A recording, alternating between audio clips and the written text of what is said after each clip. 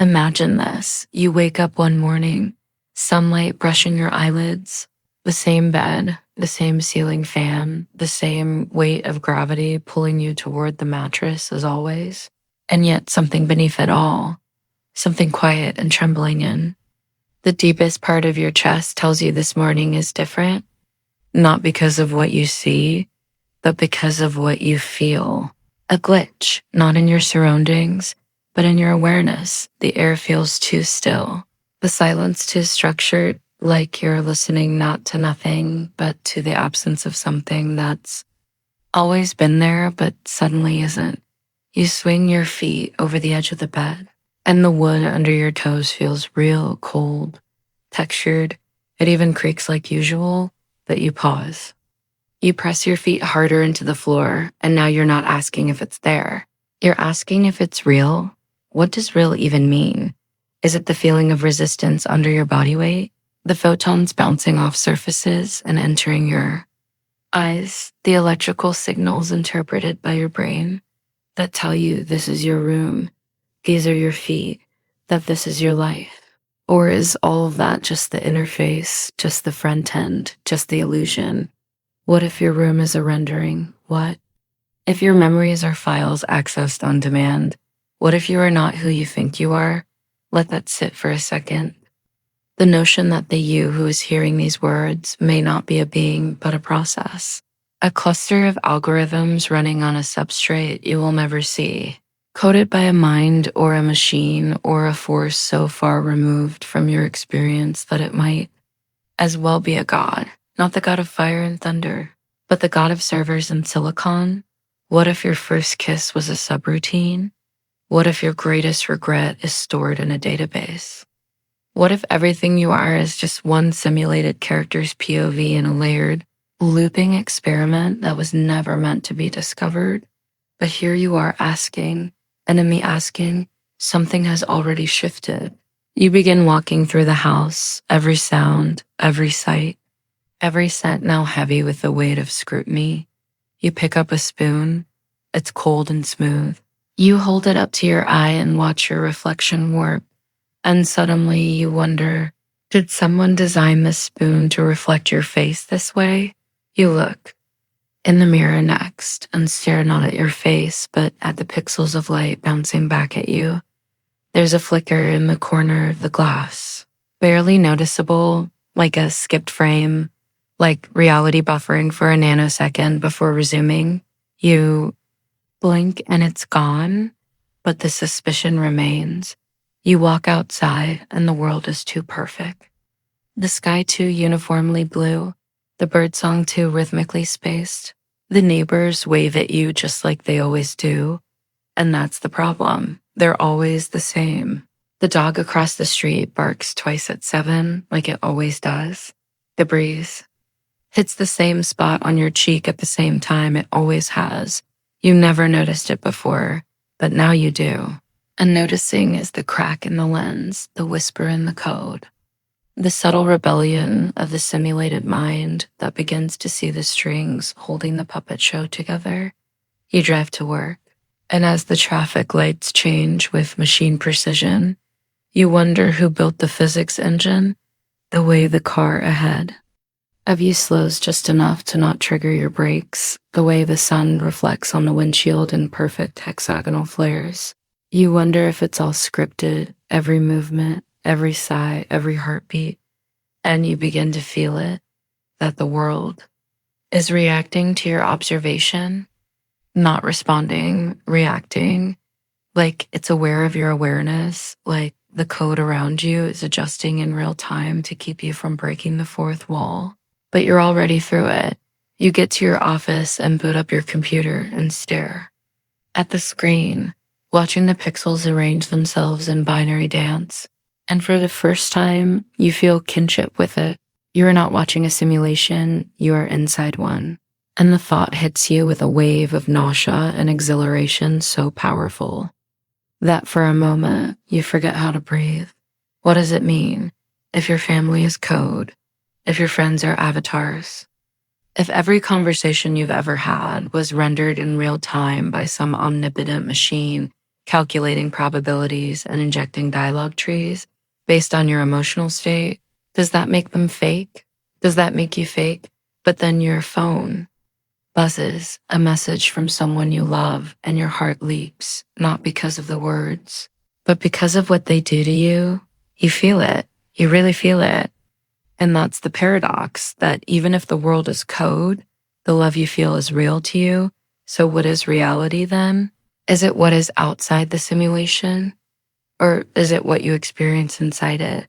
And if the latter is true, then maybe the simulation isn't a prison. Maybe it's a cocoon, a place to feel deeply, to break and rebuild, to love and to grieve and to learn. But still, you keep wondering, what if the glitches are getting worse? What if the cracks are spreading? What if this entire world is on the edge of collapse and you're one of the few waking up before the end would? You fight it. Would you seek the truth? Would you rip away the veil and stare into the raw code of your existence? Even if it broke you, even if it erased you, would you choose to know, or would you stay in the comfort of the lie? That is where the story begins. That is where your mind begins to scramble, and the world you thought was real begins to unravel, one glitch at a time, one question at a time, one forbidden thought echoing louder than the rest. What if none of this is real? What if none of this is real? What if none of this is real? You wake again, but this time not from sleep. You wake from familiarity, from the texture of habit that has woven itself into your life like wallpaper you stopped seeing long ago. Everything is exactly where it was yesterday. Your keys are on the table. Your toothbrush is wet because you just used it. The air smells like morning, and yet there is something foreign embedded inside the ordinary, a vibration. It's subtle. At first, like a sound you're not sure you're hearing, or a smell you remember before it even reaches your nose. It's in the walls, in the angles of the sunlight as it slices through the blinds at the exact same degree it did yesterday and the day before, and every morning before that. It's in the rhythm of the neighbor's car engine warming up precisely 3 minutes after yours starts, the radio playing the same song that you swear was on last week, and then you notice your phone screen lights up without touching it. No notification, just light, like something watching you through the glass. You stare into the screen, and for a second, your reflection is not synced with your movement. It's milliseconds behind, but it's enough. Enough to tear open a thought that shouldn't be there. Am I being rendered in real time? Are my actions being tracked and processed and delayed by a system that's calculating just fast enough to keep up with me? You open the window and look outside, and you realize the sky doesn't move. The clouds are static, painted across the dome of the world like a backdrop in a theater set for a scene that's not scheduled to change yet. You wait, and 5 minutes later, all the clouds shift at once, like someone refreshed the environment file. You whisper the word simulation out loud, not as a question, but as a diagnosis, and the wind dies the moment you say it. Coincidence, maybe, but your body doesn't feel that way. You feel like you said something you weren't meant to, as if reality heard you and is deciding what to do about it. You walk into the street and start watching people too closely, and something begins to unsettle you. No one's looking at each other. They're talking, they're laughing, they're moving, but no one's really looking. Like background characters in a video game that aren't programmed to interact unless the player initiates it. You walk up to a man at the bus stop and ask him the time. He stares past you for a heartbeat too long before answering, like he had to boot up. You feel cold, not from the weather, but from the knowledge that's starting to solidify. You are not surrounded by people. You are surrounded by constructs. Some may be real, but many may not. And the more you interact, the more the system allocates memory to maintain the illusion. But you are pushing it. You are stretching the simulation. You start asking more questions, not to people, but to the system itself.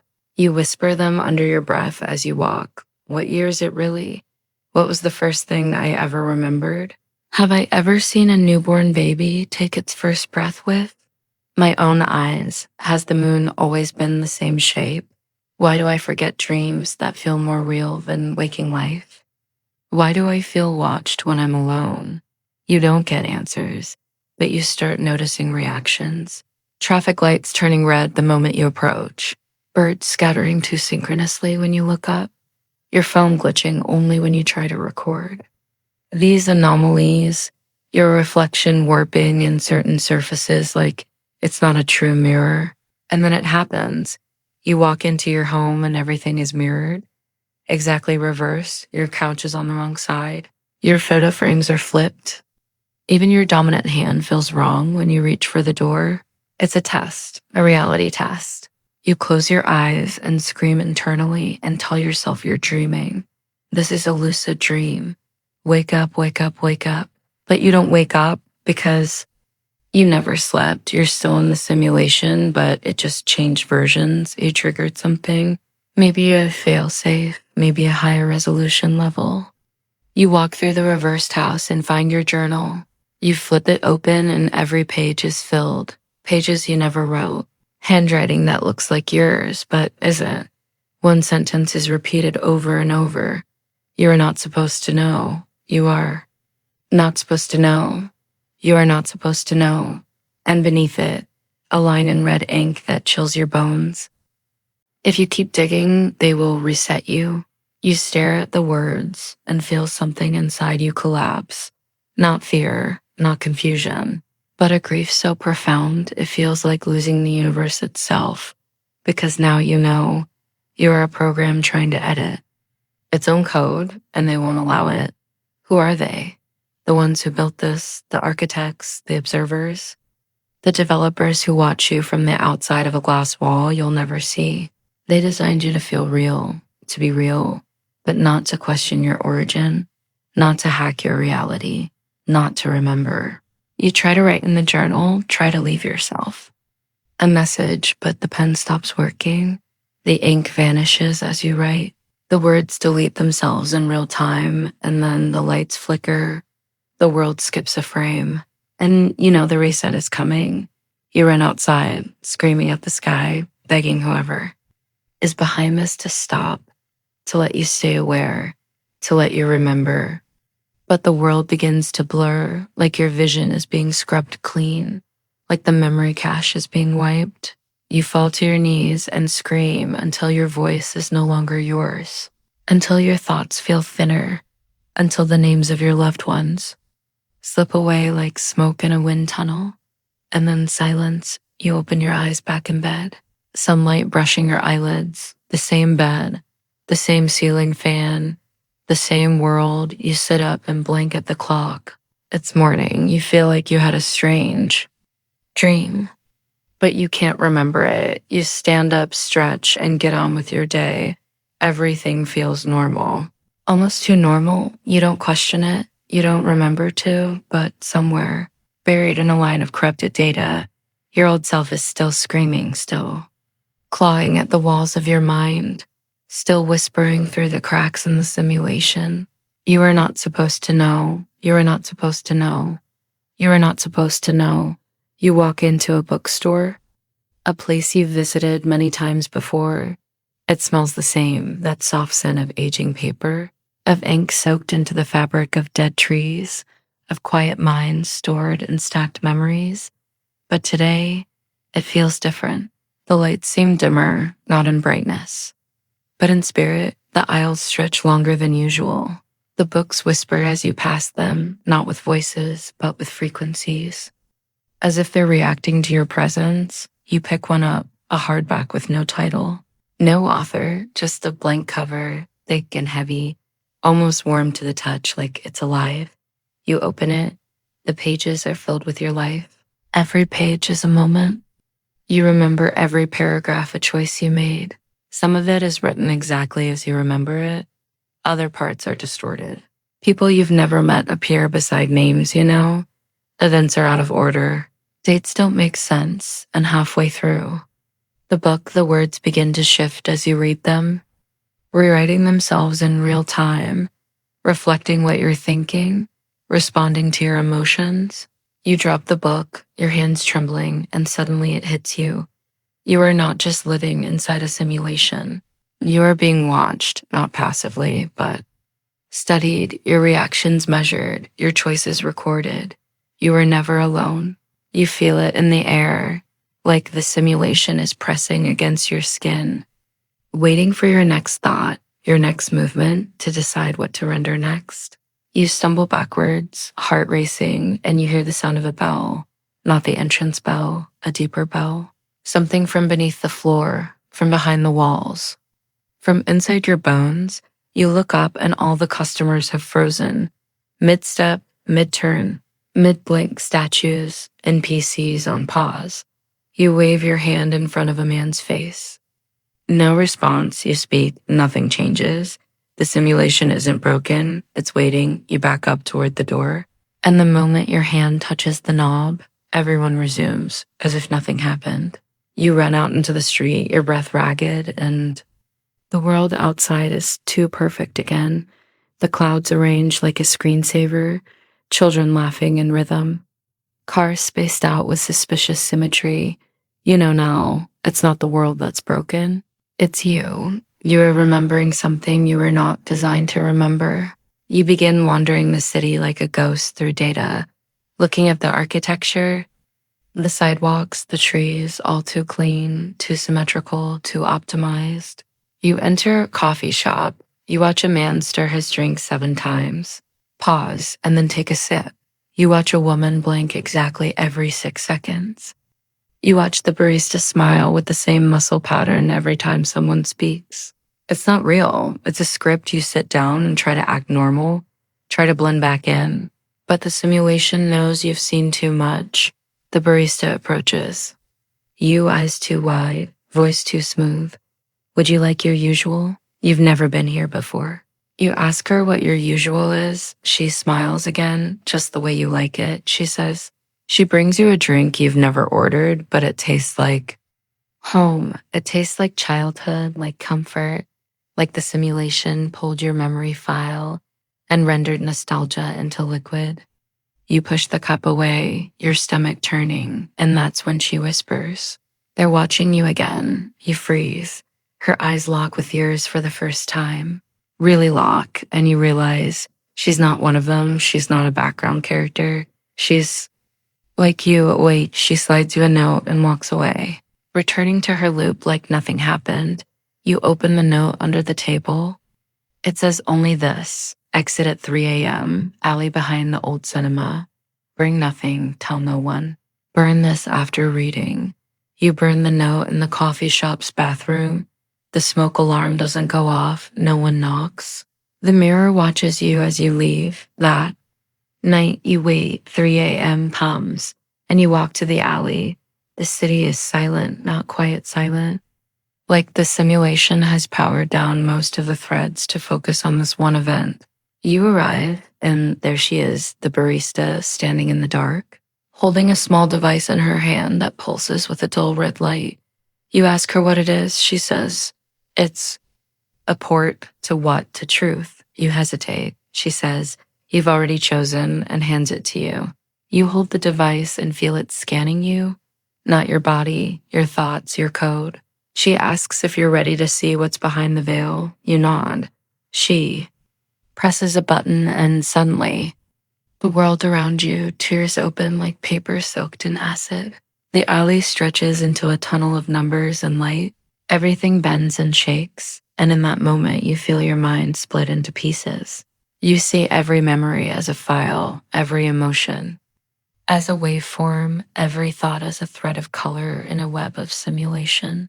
You scream, but no sound comes out, and then you're standing in a room. Not a room made of walls, a room made of data, floating panels of light, shifting numbers, a console in the center glowing with your name. You walk up to it, your hands move without instruction. You press commands you shouldn't know, and a window opens. You see your own life on the screen, choices rendered like branches on a tree, every path you never took still stored, every alternative version of you waiting in suspension. And then you see it. The observer, not a person, not a machine, just a presence watching from the other side of the screen. And it speaks not in sound, in thought. You were never supposed to get this far. You ask why, it replies, because you were designed to forget. You ask what this place is, it replies, this is the debug layer. The architecture of your existence, you ask. If any of it was real, it replies, what you felt was real to you. That is enough. You ask if you're alone, it replies, you never were and you never will be. You feel a warmth in your chest, not joy, not sadness, but acceptance. You step away from the console and the world fades to black. You wake in your bed, sunlight brushing your eyelids, the same bed, the same fan. But this time, you remember everything and everything remembers you. You begin to notice time, not the numbers on clocks, not the sun moving through the sky, but the texture of it. It feels like fabric stretched across your days, sometimes too tight, sometimes loose and rippling. You test it. You hold your breath and focus on a moment, watching the second hand on your wristwatch. And you swear it hesitates, just for you, as if the simulation is waiting for you to blink so it can move again. You start experimenting. You focus on traffic lights, thinking red stay red, and they do longer than usual, too long, until the cars behind you honk. You whisper green, and the light changes instantly. Coincidence maybe, but it happens again and again until you can't call it chance anymore. The world is listening, not like a friend, not like a god, but like a machine that reacts when inputs are changed, and you realize the simulation is not fixed. It is adaptive, it is alive. That night you dream, but the dream is not like others. You're in a white space, infinite and blank. Except for a single chair, you sit, and as you do, lines of code fall around you like snow, glowing symbols that fade when they touch the ground. A voice speaks from nowhere. Do you want to see the system? You nod, and the white room fractures, splitting into windows stacked on windows, each one showing a version of reality, one where the sky is red, one where gravity bends sideways, one where you are not you, but someone else, living a different life entirely. You step through a window and find yourself in a street that looks like your city, but isn't. The people here move like shadows, semi-transparent, their faces incomplete, their words distorted, unrendered assets, half-finished characters, background programs that were never meant to be interacted with. You walk further, and suddenly you see yourself, not a mirror, not a reflection, another you, living differently, speaking differently, making choices you never made. You run toward them, but they vanish, collapsing into static, leaving only the faint echo of your own voice calling back. You wake drenched in sweat.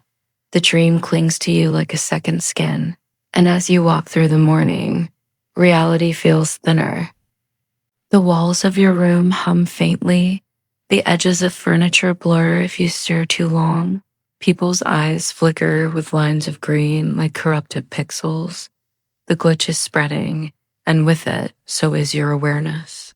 You begin writing obsessively, filling notebooks with everything you see, every anomaly, every coincidence that feels scripted.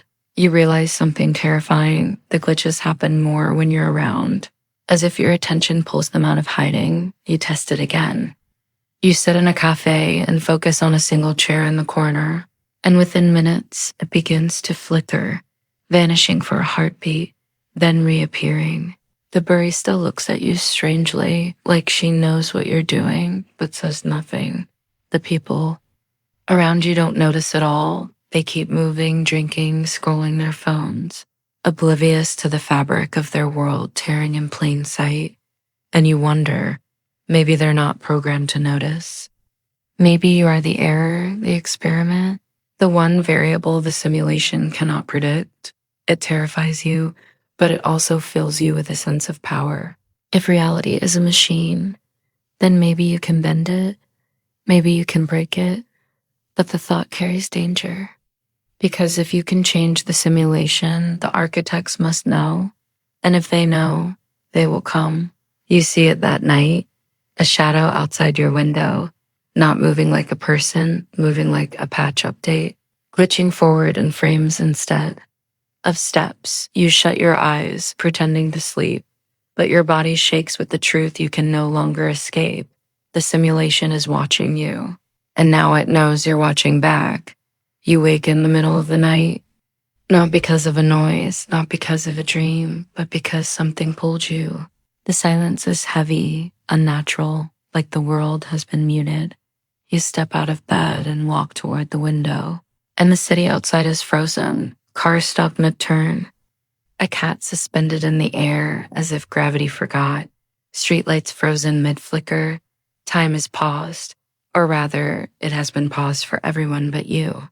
Your heart races because now you understand the simulation is not seamless. It has maintenance. Cycles, intervals where the program halts to reset or rewrite. And somehow, you slipped through the cracks. You walk outside barefoot, the air sharp and cold. But the silence sharper. You approach a man on the sidewalk, mid-step, his foot hovering inches above the ground, his face locked in a half smile. You touch his arm, and his skin is warm but unresponsive, his eyes glassy like a mannequin. You whisper into his ear, and for the briefest second, his pupils flicker like screens rebooting, then freeze again. You walk further, and that's when you see them. Figures moving among the frozen world, tall, faceless, silhouettes outlined in faint static. They move with intent, adjusting objects, correcting anomalies. One reaches into a car engine and rearranges parts without tools. Another rewrites the billboard text with a wave of its hand. Maintenance programs, you realize, they are the caretakers, the unseen workers who keep the illusion running, who patch the world while you sleep, but now you are awake and you are not. Supposed to be here, one of them stops, turns, and though it has no face, you feel its attention hit you like a spotlight. You run. The city blurs as you move, the frozen world stretching and warping around you. The sound of static swelling behind you like waves chasing a drowning man. You duck into an alley, your chest burning, your breath jagged, and suddenly everything reanimates. Time resumes. The cars drive, the cat lands. The lights flicker as if nothing happened, but they saw you, and worse. You saw them. The next morning, nothing feels right. The people on the street glance at you differently, their smiles too wide, their eyes too sharp, as if checking. Whether you notice, the news on the television repeats the same phrases, subtle changes in tone but not in content, as if the broadcast is being rewritten while it airs. You sense the simulation tightening around you, adjusting, patching, rewriting, to contain the breach you made, but you also feel stronger, like the more you see, the more power you have over it. You start testing again. You think of a song, and minutes later, it plays on the radio. You imagine rain, and clouds form within the hour. You picture a stranger tripping on the sidewalk, and they do exactly as you imagined. It terrifies you because it means the simulation is reactive, not fixed. It bends not only to observation but to intention. And now you wonder if thought can bend the code. What happens if you dream harder? What happens if you believe enough to rewrite everything? That night you close your eyes and focus. You picture a door standing in the middle of your room, glowing. With light from the other side, you whisper open, and when you open your eyes, the door is there, tall, ancient, humming with an energy that makes your skin prickle. You reach for the handle, and the moment your hand touches it, the simulation surges, alarms without sound, vibrations in your bones, the air shimmering as if reality itself is protesting. But you pull anyway, the door opens, and beyond it is not another room, not another world, but an infinite grid of light stretching in every direction. Lines of glowing geometry pulsing like veins, like circuitry, like the skeleton of existence. You step through and you feel yourself dissolve, not dying, not breaking, but becoming code, becoming part of the grid. You see every connection, every thread linking every life, every memory, every thought ever lived within the system. You see billions of versions of yourself, scattered across the grid like stars, each one living a different life, each one unaware of the others, and then you feel it, the presence, the architect, watching you, not with anger, not with malice, but with curiosity. You shouldn't be here, it whispers, but since you are, tell me, what do you want to do with this knowledge? You tremble, overwhelmed by infinite power and infinite fear. And then you whisper back, I want to be free. The grid pulses once, bright and violent, and the door slams shut behind you. You wake again back in your bed, but this time something has changed. You can still feel the grid humming inside your chest. And, the simulation will never see you the same way again. You sit at your desk, staring at your own hands. They look ordinary, skin and veins and tiny scars from forgotten accidents. But the longer you look, the less they feel like yours. You flex your fingers and wonder, are these mine? Or are they code, rendered in real time to trick me into believing I have control? You press your palm against the desk and feel the texture of the wood. But then you question, is the texture even there? Or is my brain just being fed signals that make me think it is? You close your eyes and press harder. And the sensation remains even sharper. And now you wonder, if I can feel without sight, then what is the real source of the feeling? You slam your hand against the desk, desperate to break the illusion, to find the seam, and for a flicker, just a heartbeat of time. The desk glitches, not physically, but visually, like a skipped frame, like the rendering engine missed a beat, and you saw it. You try again, over and over, pressing, tapping, scratching, and each time you push harder. The glitch lasts longer, until finally the surface warps, the wood bending like liquid, rippling with static. You pull your hand back. Shocked, it returns to normal. But you are no longer the same.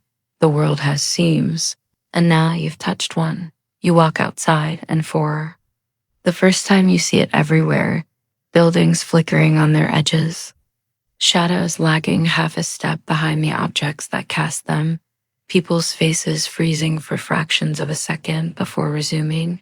It's like you've unlocked a new vision, one that can pierce through the fabric of the simulation. You stop in the street and stare at the sky, and suddenly the blue tears open, revealing black void threaded with grids of light before snapping shut again. No one else reacts. They keep walking, driving, laughing, living, oblivious. You're the only one who saw it, and now you feel the weight of it. Knowledge is not a gift, it's a burden. Because once you see the code, you can't go back to believing in the illusion. That night, you sit in darkness, refusing to move, refusing to speak, waiting, and it comes, the hum, faint but constant, vibrating through the walls, through the floor, through your bones. It is the hum of servers, of machinery too vast to comprehend, the hum of the architecture that sustains your reality. You follow it, not with your body, but with your mind, sinking deeper and deeper into the sound until the world around you dissolves. And you are there again in the grid, endless lines of light, infinite threads weaving reality into existence. This time you see others, not people exactly, but consciousnesses, sparks floating across the grid, some bright, some dim, all connected. You reach out to one and instantly you feel it. Another life, another self. Another version of you living in a different corner of the simulation. You feel their joy, their pain, their memories, and for a moment, you are both of you at once. It overwhelms you, a flood of infinite selves crashing into your mind, each screaming with the weight of their existence. You pull back, trembling, gasping, your chest on fire from the intensity, and then you hear it, Voice calm, ancient, echoing through the grid. You shouldn't be here. You ask who it is. It says the architect. You ask why you exist. It replies to learn. You ask what the point of the simulation is. It replies to grow what cannot grow outside. You ask what is outside. It pauses and says only this. Nothing you could survive. You wake again, back in your room, back in your body, back in the small prison of daily life. But your chest still hums. Your mind still burns with the memory of infinite selves. And you realize the simulation is not just a cage, it's a garden and you. You're both the flower and the seed. You start noticing patterns, not just glitches, not just pauses, but rhythms that run beneath everything. The way strangers laugh with the same cadence. The way traffic flows like synchronized choreography. The way conversations circle back to the same phrases as if drawn by invisible magnets. It feels less like chaos and more like design. You sit on a bench one afternoon and begin counting. A woman passes every 12 minutes. A bird lands on the same branch every 9. A bus sighs to a halt exactly every 23. You track them for hours, scribbling numbers into a notebook, and slowly the math reveals itself. Ratios, sequences, repetitions, not random, calculated. You realize the simulation is not trying to hide from you. Not anymore. It is showing you its architecture, daring you to recognize the code that shapes your world. The Fibonacci spiral in the swirl of leaves on the ground. The golden ratio in the skyline of the city. Fractals repeating in the foam of your coffee, in the veins of your hand, in the sound of your heartbeat. It is all one pattern, one program, and you are the variable inside it. That night you dream again. You stand inside a cathedral, but instead of stone walls and stained glass, the building is made of pure equations, glowing symbols running like rivers across arches and columns. Above you, the ceiling is a dome of shifting numbers, infinite digits tumbling in spirals of light. You walk forward and a voice welcomes you, not from above, not from behind, but from inside your own chest. It tells you that the cathedral is the blueprint of your world, the source code rendered. In sacred form, every number a rule, every equation a boundary, and you realize the laws of physics are not laws. They are permissions. Permissions written into the simulation. Permissions that can be altered if you know how. You reach out and touch one of the glowing walls, and instantly, a flood of images crash into your mind. Alternate worlds where gravity bends sideways, where fire is cold, where humans breathe water. All possible, all just tweaks in the code. You stagger back, dizzy, your body unable to hold so much potential. But the voice continues. You are not meant to be bound by the code. You are meant to learn how to write it. You wake with the word seared into your brain, not bound, write it. The next day you test it. You focus on a candle flame, watching the way it sways, willing it to lean left, and slowly it does. You laugh, giddy, but also terrified, because now you know it's real. The code listens, and you can change it. You spend weeks experimenting in secret, bending small things. A pen rolling off a desk when it should not. A door unlocking without a key. A radio playing a song you demand in your mind. And every success pulls you deeper, but also marks you. The people around you start to notice. Their stares longer. Their smiles thinner. Their questions sharper. You hear whispers. He knows. He can see. He can bend until one night they come, not faceless programs this time, but people, men and women in suits, too clean, too sharp, their voices flat as if rehearsed. They surround you in the street, their eyes glowing faintly in the dark. They ask you to stop. They ask you to forget. They ask you to return to ignorance. You ask what happens if you refuse. They reply in unison. Then the simulation will delete you. You laugh, bitter and afraid, because you know they're not bluffing. The ground trembles beneath your feet. The street warps. The stars blink out one by. One, and suddenly you feel the choice closing in. Obey and live as a prisoner, or resist and risk erasure. Your body shakes with the weight of it, and then you whisper to yourself, better to be erased than to live blind. The suits step back, their faces blink, and the world dissolves around you. Everything. Gone until only you remain, floating in silence, and there in the void. You hear the hum again, not of servers, but of your own soul, stronger than the code, stronger than the architects. Unwritten, unbound, you realize maybe they cannot delete you. After all, maybe what you are is deeper than simulation, deeper than data, deeper than design. And for the first time, you feel not fear, but freedom. You stand at the edge of a river. The water moves quietly, smooth ripples catching the glow of a silver moon. But something feels wrong. You crouch and scoop a handful of water into your palm, watching it drip between your fingers. And as it falls, the droplets freeze midair. You blink, they resume. You reach again, scoop again.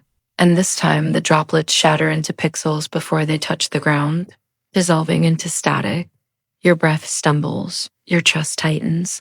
This place, this scene, it's not real water, not real moonlight, it's code. Textures painted with such precision that your senses never thought to question. Until now, you wade into the river, the cold biting your skin, but every step makes the water less convincing. The ripples misalign, the reflections glitch, the current stutters. You shout into the night, demanding the architects show themselves, demanding answers. The moon flickers, turning square for a heartbeat before smoothing back to round. The stars rearrange themselves like shuffled pixels, and then the river freezes solid, trapping your legs. A voice emerges from the silence, soft but inescapable. You are breaking the environment.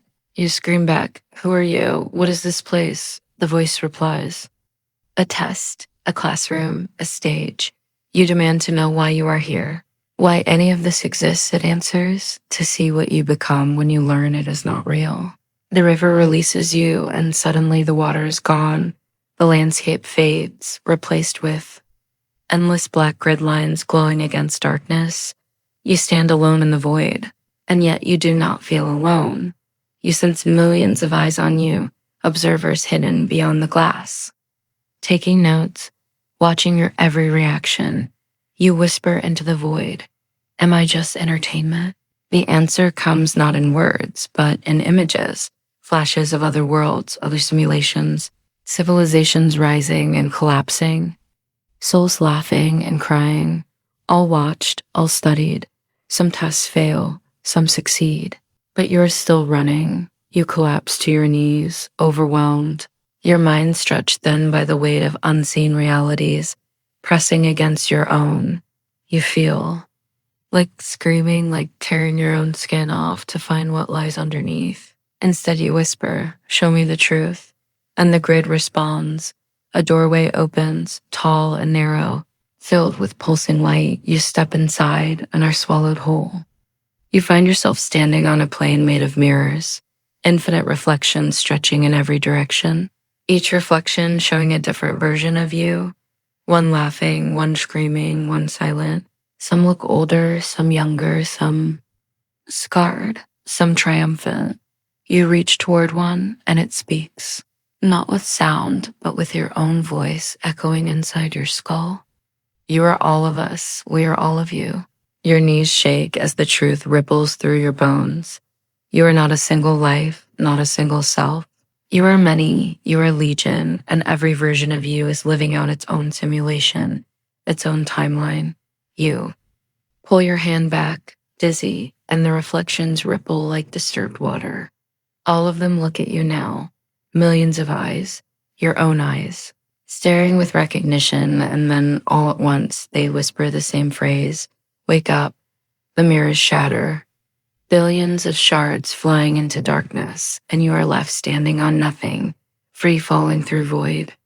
But even as you fall, you feel lighter, as if waking up doesn't mean escaping the simulation. It means remembering that you were never trapped to begin with. You sit in a crowded train. The motion hums beneath your feet, the steel wheels carving their rhythm into the rails. The lights flicker overhead with the steady pulse of electricity. But when you look around, something feels off. The people are too still, their expressions flat, their eyes glazed as if waiting for an instruction. You study them closer. One man holds a newspaper, but the text on the page is the same line repeated over and over. You're not supposed to know. A woman stares at her phone, but the screen is empty. No icons, no apps. Only blank white. You shift uncomfortably, and as if triggered, all of them turn their heads toward you at once, their movements mechanical, their eyes hollow, your chest locks, your pulse surges. They do not blink. They do not breathe. They only watch. You stumble to your feet and move toward the door, but the train keeps going endlessly, no stops. No announcements, only that unrelenting gaze. You shout, asking them what they are, demanding to know if they are real. And one of them, a child, in the far corner, smiles, a slow, deliberate smile, and whispers in a voice too low for anyone else to hear. They are placeholders, your blood chills. The train screeches to a halt, the doors slide open, and you step out into a station you've never seen before. It is vast and silent. Walls made of screens that flicker with static, floor tiles glowing faintly like circuitry. You are alone, but not for long. The screens ignite all at once, each one showing a different version of your face, some alive, some broken, some screaming, some laughing. And they all speak in unison. This is the rendering zone. You ask what that means, your voice trembling in the cavernous silence. They answer, this is where reality is built, frame by frame, code by code, choice by choice. The station trembles as if alive, the air vibrating with energy, and suddenly one screen flickers brighter than the rest, showing you sitting on the train. Only moments ago, except it's not a recording, it's still happening. You are there, sitting among the hollow passengers, and at the same time standing here, staring at the screen. You back away, your breath ragged, the impossible weight of two, self splitting your mind. The reflections of you on the other screens begin to laugh, not in joy, but in knowing. The laugh of someone who remembers the punchline of a joke you don't want to hear. You scream at them to stop, and they do instantly, like puppets cut from their strings. The silence is worse. You walk down the empty station, your footsteps echoing like gunfire, and eventually you find another door, tall and humming with static. You hesitate, because you know opening it will mean no return. But you also know the simulation will never let you rest until you do. So you pull, the door groans open, and behind it is not a tunnel, not another world, but a room filled with machines, vast towers of glass and metal pulsing with light, wires, like veins, screens filled with unreadable symbols, and in the center, a single chair. You approach slowly, your heartbeat thundering in your chest. You sit. The moment you do, the machines ignite, energy coursing through them like a storm, and your mind floods with visions. You see the architects, faceless but vast, bending reality like clay, designing worlds, erasing them, rebooting them. You see yourself as code, lines of instructions running endlessly, calculating, rendering, forgetting, repeating, and yet, at the heart of it, a spark, a flame, something the code cannot explain. Consciousness, you, the realization crushes you. You are not meant to escape, you are meant to awaken. You rip yourself from the chair, gasping, trembling, your vision filled with afterimages of the machine. And when you look around, the room is gone. You are back on the train. The passengers are smiling now, too wide, too sharp, their teeth glinting like polished glass. And in their hollow eyes, you see it, the spark, the same spark you carry, and you finally understand. Even the placeholders are pieces of the same fire, fragments of the same dream, different faces, same code, different roles, same truth. The train screeches again, and this time the doors open to light so bright it blinds you. You step forward, and for a moment you feel weightless. Not trapped, not freed, but balanced, awake inside the dream. You open your eyes and you are in a classroom, not the kind you remember from childhood, but a vast white space lined with rows of desks that stretch into infinity. Each desk has someone seated, heads bowed, scribbling furiously onto pages that vanish as soon as the ink touches. You walk between them, but no one looks up. No one acknowledges you.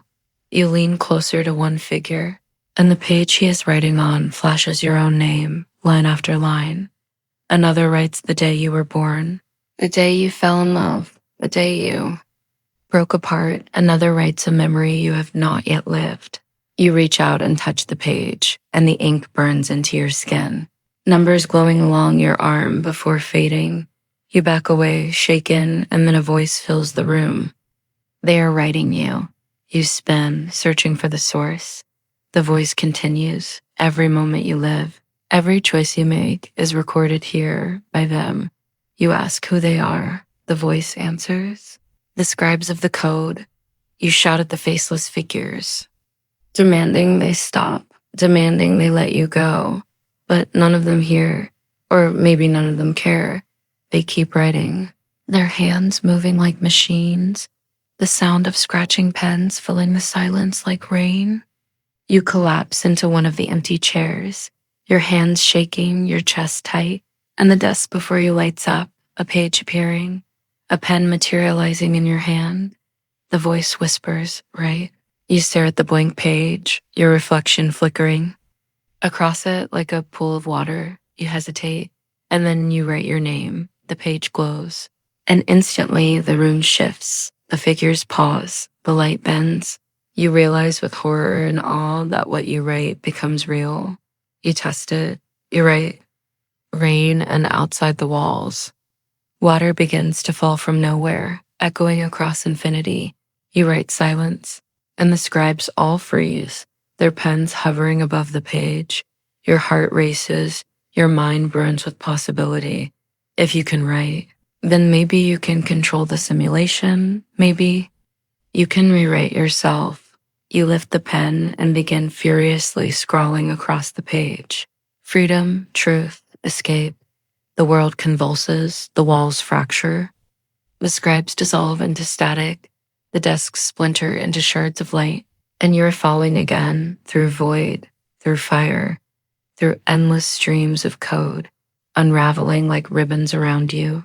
You crash into another room, smaller, darker, filled with mirrors, but these mirrors do not show you. They show everything you could have been. Lives unlived, paths untaken, possibilities erased. One shows you as a child who never grew up. One shows you old and broken. One shows you rich, one poor, one cruel, one kind. You reach for one and your hand passes through the glass, sinking into the reflection like water. For a moment you feel it, the weight of that life pressing against your skin, the memories that could have been, the choices you never made. You yank your hand back before it consumes you. Trembling, gasping, the mirrors begin to whisper. All at once, you cannot live all lives. You cannot be all versions you must choose. You scream that you don't want to choose, that you want the truth. And the mirrors shatter. You are left in darkness. Shards of your unlived selves floating around you like dying stars.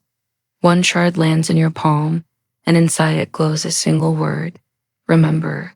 The shard dissolves into your skin, and suddenly the darkness around you erupts into light. You are standing under a vast sky, but not Earth's sky. The stars are arranged in patterns you've never seen, pulsing with strange rhythm, lines connecting them like circuitry, and you realize you are not in the simulation anymore. You are in the code itself, not a place, but a state of being.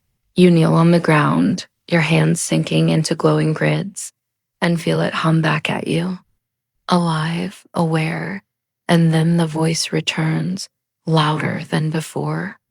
You're learning, you whisper, learning what? It replies. Learning that you were never meant to escape. You were meant to awaken. The sky pulses, the ground trembles. The entire fabric of the code vibrates with the force of the words, and you understand there is no out. There is only deeper. You sit beneath the strange stars of the coded sky. They shimmer not like suns burning in distant galaxies, but like notes on a network, pulsing with rhythm, connected by invisible threads as you watch. One of the stars flickers and disappears, and in its place a message burns across the sky. You are not supposed to see this. Your breath stumbles, your hands shake, but you refuse to look away. You whisper into the night, then why show me at all? The stars flicker again, forming new words because you asked, and then they collapse into spirals, streams of light pouring downward into the ground around you, forming patterns, equations, symbols you cannot read but feel in your chest like heartbeat. You kneel, touch one of the glowing symbols, and instantly your mind floods with visions, cities rising and crumbling, civilizations playing out in cycles like simulations within simulations, each one believing they were real, each one ending in silence. You see people just like you, staring at the sky, asking the same questions, screaming the same words. Are we real? Do we matter? Who is watching us? And always the same answer. Awaken, you fall back, trembling. The visions fading, but the weight of them crushing you. You realize you are not the first to come this far, not the first to question, not the first to scratch at the surface of the code, but maybe you are the first to be allowed to continue. You rise, your knees weak, and begin walking across the grid. The ground glowing beneath your steps like keys pressed on a vast piano, each note ringing in silence after what feels like hours. You reach a doorway, tall, black, humming with power that makes your teeth ache. You push it open, and beyond is a library, endless shelves stacked with books that glow faintly. Humming as if alive, you walk to the nearest one and pull it down, and it opens itself, pages fluttering, showing you not words but moving images, a life your life, but not this one, a different path, a different choice, a timeline where you left home instead of staying, where you spoke instead of staying silent, where you lived another you. You slam the book shut, your heart racing, and it hums against your hands as if angry. You shove it back onto the shelf and grab another life, another version, and another until your arms are full of all the selves you could have been. You drop them, screaming. The shelves shake, books flying off, opening midair, filling the room with endless moving versions of you, laughing, crying, dying, loving, all at once. The air crushes you with the weight of infinite possibilities. You scream at the library, begging it to stop, begging it to let you be one. And then everything falls silent. A figure steps forward, cloaked in shadow, holding a single book. This one, it says. You hesitate, your voice shaking. What is it? The figure steps closer, placing the book in your hands. It is heavier than the others, colder. Trembling with strange energy, you open it slowly.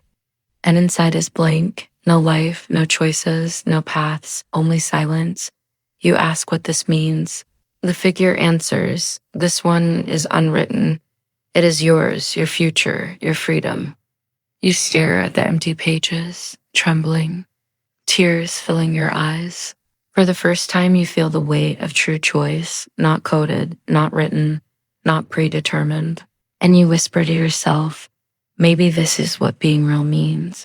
Not escaping the simulation, but writing within it. The figure fades, the books vanish, the shelves dissolve into darkness, and you are left standing alone with the unwritten book in your hands. The silence around you heavy, vast, infinite.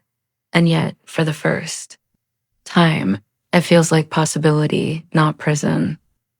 You hold the unwritten book close to your chest, feeling its hum, a vibration not of paper or binding, but of energy, alive and waiting. You walk through the emptiness, The black stretching endlessly in every direction, no walls, no sky, no ground. Only your steps creating faint ripples of light beneath your feet. The silence presses against your ears until it feels deafening. And then faintly, whispers begin, not around you, but inside you. Voices layered over one another. Voices of people you know. Voices of strangers. Voices of versions of yourself from other lives. All repeating the same phrase, right? You stop, trembling. Your fingers shaking as you open the book. Its blank pages glowing with potential. You lift your hand and think of a single word. Freedom.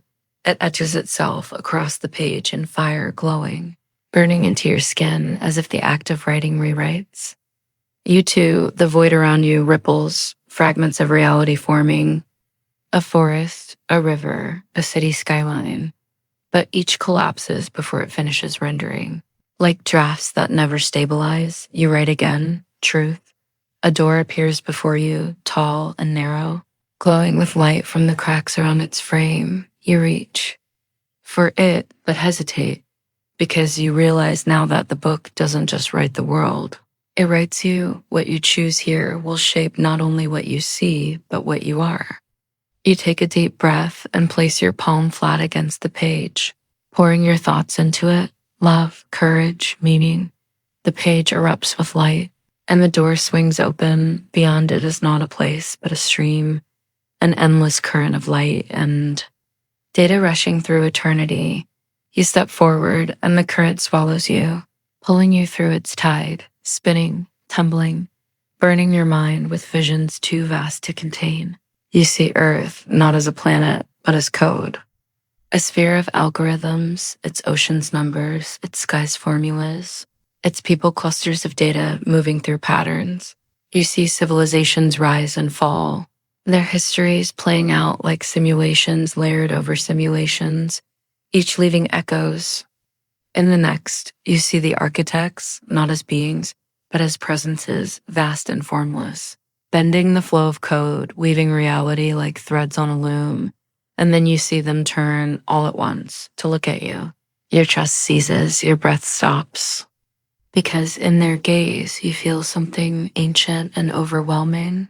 Not hate, not anger, but recognition. You are one of them. Not separate, not prisoner, not subject, but fragment. Splintered piece of the architects themselves, sent into the simulation to forget, to live, to suffer, to love, to awaken, and eventually to return. You fall to your knees, tears burning down your face, not of sorrow, not of joy, but of a memory you can almost touch. The memory that you chose this, you asked to be here, to forget, to learn, to awaken again. The current spits you out onto a plane of light, your body trembling with exhaustion, your hands still clutching the unwritten book, but now its first pages are no longer blank. They contain everything you just saw, everything you just remembered, and you understand this book is not a tool. It is you. It is your record, your potential, your map back to yourself. The whispers fade, replaced by silence, and in that silence you feel a strength you've never felt before. The architects are not above you. They are not your masters. They are your reflection, and you are theirs. You rise, clutching the book, and whisper to the void, I am not your creation, I am your echo. And for the first time, the void answers not with words, but with a bow. The entire simulation bends, light folding inward like the system itself acknowledging you, not as code, not as subject, but as something older than both, awareness. You walk across the plane of light, every step sending ripples through the fabric beneath your feet, the unwritten book heavy in your hands, humming with a weight of truths too large for a single mind. The silence around you feels alive, not empty but listening, like the air itself is waiting for you to decide what you will write next. You pause, staring at the endless horizon, and whisper to yourself, am I still inside the simulation, or have I stepped beyond it? The horizon trembles, light bending like water disturbed, and words ripple across the sky. There is no beyond. You stumble backward, heart racing in demand to know what that means. The sky flickers again. There is only deeper. You fall to your knees, clutching the book, trembling with the realization that even this place, this vast plane of light and silence, is still part of the system. Another layer, another mask. You slam the book open, its blank pages waiting, and scream into it, then show me the truth. Show me what lies beneath all of this. The pages ignite, symbols burning across them, the ground splitting open beneath you, light pouring upward in spirals. Pulling you down, you fall, spinning through tunnels of fire and code, equations unraveling like ribbons, data streams exploding around you until you land in darkness. This time it is different. Not empty, not silent, but crowded. You see billions of orbs floating, glowing faintly, each one pulsing with rhythm. You step closer and realize they are not objects. They are consciousnesses, sparks of awareness like yours, suspended in streams of light, connected like neurons in a brain. And the terrible truth hits you. You are not alone. You never were. Every person you ever met, every stranger you passed, every face in every crowd was not just an illusion or a placeholder. They were all pieces of this same network, fragments of the same infinite consciousness fractured into billions of forms. You touch one orb and instantly you are pulled into it. You feel another life rush into your veins, another set of memories, another path, another self. You live their love, their pain, their death. All in seconds, you yank yourself free, gasping, but the truth remains burned into your mind. You are all of them. They are all of you. The illusion of separation was the greatest trick of the simulation. And now that you see through it, you cannot go back. The orbs begin to move, circling you, their light intensifying, their voices whispering in unison. Awake, awake. The sound grows until it shakes the void itself, and suddenly the orbs shatter into streams of light that flood into you, filling every corner of your being. You collapse, writhing, your chest splitting open with fire and brilliance, your mind stretching until you think it will tear apart. But then it stabilizes. The fire becomes warmth. The brilliance becomes calm. You rise slowly. And when you look at your hands, they are no longer flesh. They are light, threads of energy woven into shape, pulsing with the rhythm of the same infinite network you just touched. You are no longer a character inside the code. You are the code, and yet, even now, even with this awareness burning inside you, the question remains, is this the final truth or just another layer? You whisper the question aloud, and the void itself shakes, the ground trembling, the stars fracturing. A voice answers, but it is not the architects, not the observers, not even the echoes of yourself. It is the simulation itself, and it says you are both. You are code, you are dream, and you are the one who writes. You stand trembling in the voice of the simulation itself, its words still vibrating through your chest. You are code, you are dream, you are the one who writes. The light of your hands flickers, threads unraveling and reforming as if to remind you that even now, your body is only a projection, a rendering. You clutch the unwritten book tighter, its pages glowing faintly, the hum growing louder, almost like a heartbeat, almost like your own. You whisper, if I am the one who writes, then why do I still feel bound? Why do I still feel trapped? The void ripples. Because you believe you are, the words sting, but you know they are true. Every wall you've faced, every glitch you've seen, every veil you've torn was real only because you believed it was. And if that is true, then perhaps freedom is not given, not discovered, but chosen. You kneel, open the book again, and this time you do not hesitate. You write with fire in your hand, I choose freedom. The void quakes, the ground beneath you splitting into rivers of light. The air alive with vibrations that shake your bones. You rise, the words glowing on the page like suns, and suddenly you are elsewhere, A room, but not a room. A circle of mirrors surrounding you, each one showing not versions of you, but versions of reality itself. In one, Earth is a barren wasteland. In another, it is lush and untouched. In another, humanity has built towers that stretch into space. In another, humanity never existed at all. You approach one mirror, press your hand against it, and instantly feel the weight of that world, its history, its future, its inhabitants. You pull back before it consumes you, and the mirror ripples like water.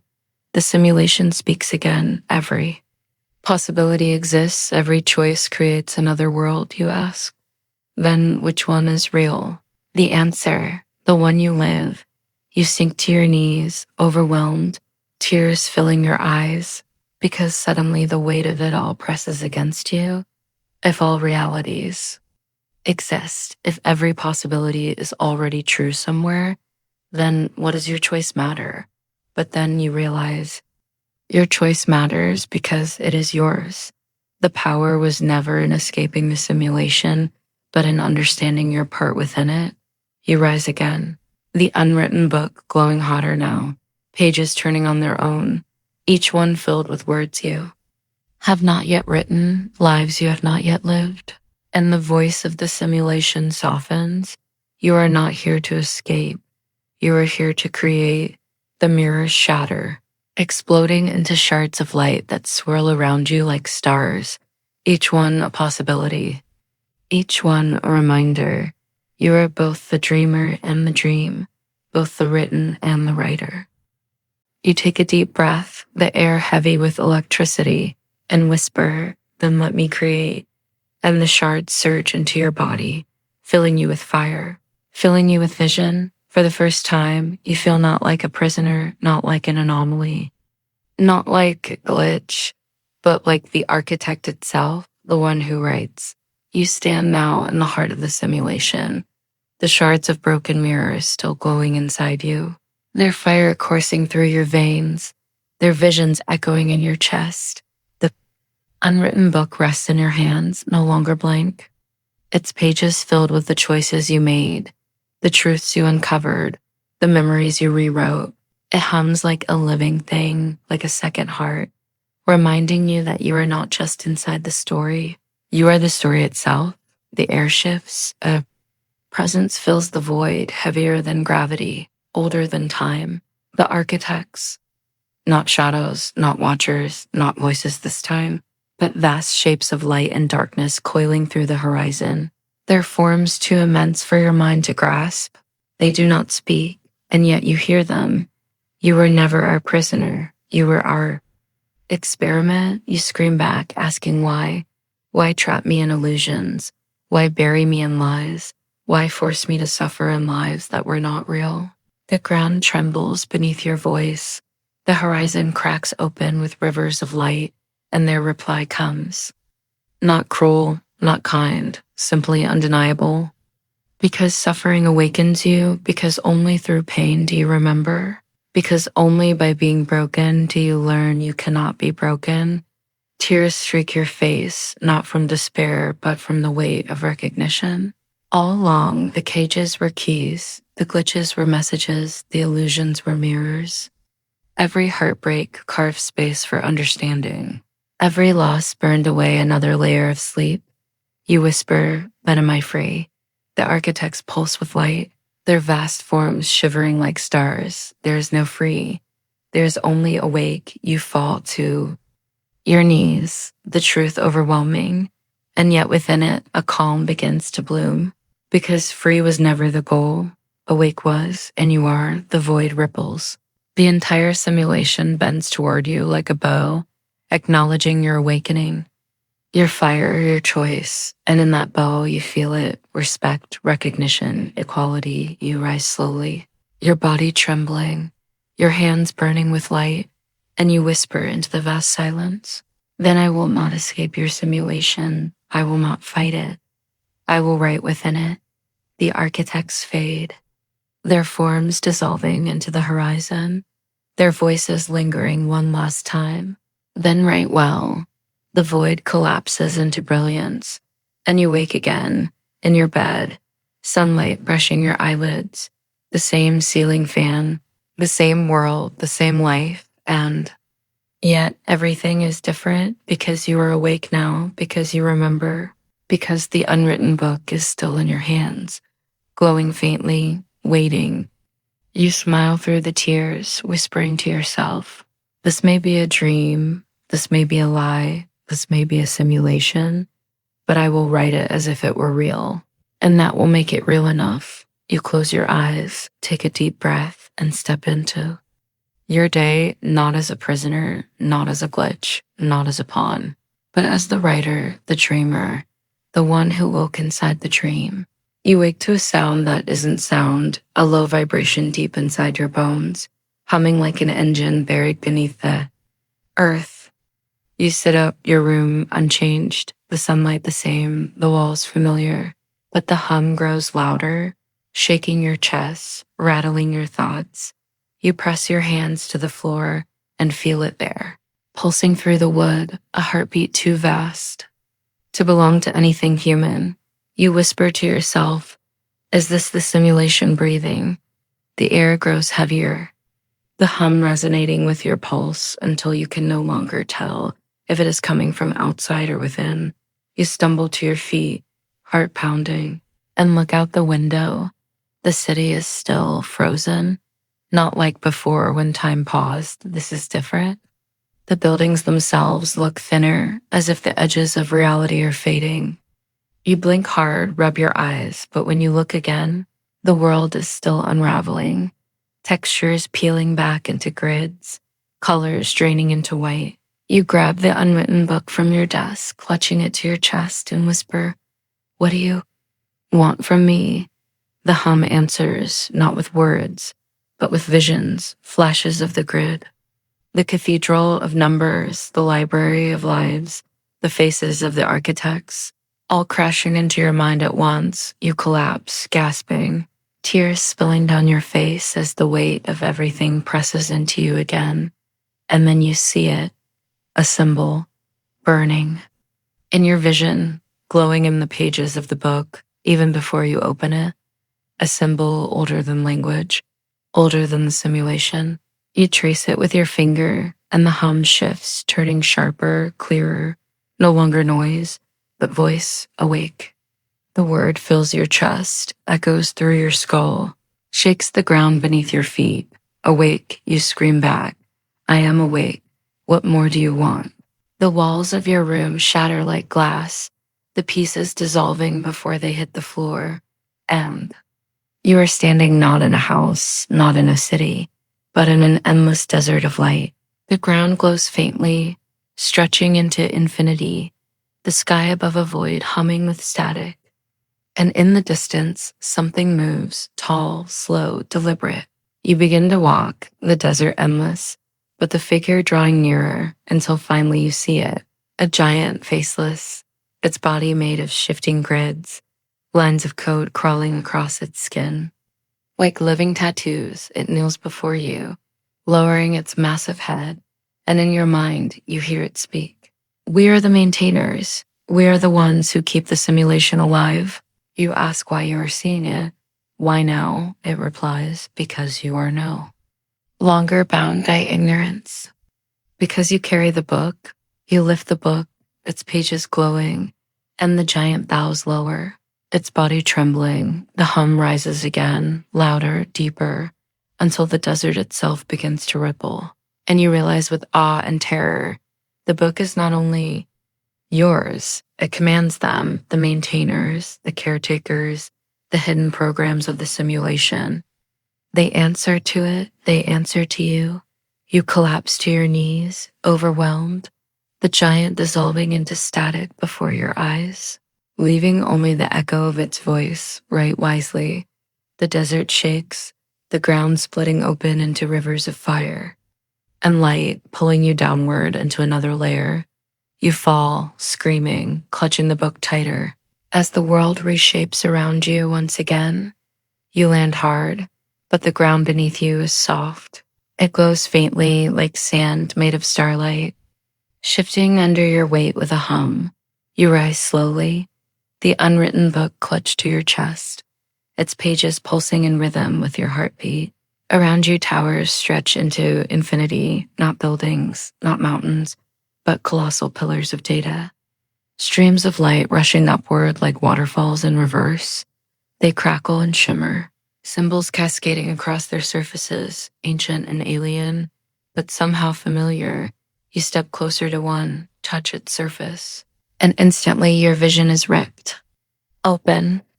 You see thousands of lives unfolding at once, billions of choices, every possibility branching like veins of lightning. You pull back, gasping, your chest burning. But the truth lingers. These towers are not structures. They are memories. They hold the record of every life ever lived inside the simulation. Every face you ever saw, every conversation you ever had is here, stored and replayed. You walk between them, dizzy, overwhelmed, the hum of the towers pressing into your bones. Each step echoing through the vast chamber. You whisper to yourself, how much of me is truly me? The book in your hands answers, its pages fluttering open without touch. None of you is you. All of you is you. The words burn your skin, sear your mind, and you stumble. Tears blurring your vision, you scream at the towers, demanding to know if your choices were ever real, if your life ever belonged to you. The towers flicker and the data streams pour downward, wrapping around your body like serpents of light. And you hear 1,000 voices at once. Choice is not illusion. Choice is function. You ask what that means, desperate, your throat raw from the weight of the question. The voices reply, the system does not give you choice. You create it, you collapse to your knees, shaking, because suddenly you understand. The simulation is not your prison, it is your canvas, and your choices are the brushstrokes. Every fear, every hope, every pain, every love, all of it written not for you, but by you. You clutch the book tighter, its glow spreading now, illuminating the entire chamber, making the pillars shine brighter, and as they shine, you see them. Cracked, tiny fractures splitting across their surfaces, light spilling out, the weight of infinite memory trembling, as if the act of you knowing has destabilized the system itself. You scream, stop, please stop, but it is too late. The cracks widen, light flooding the chamber, bursting outward in waves. And then silence. You open your eyes.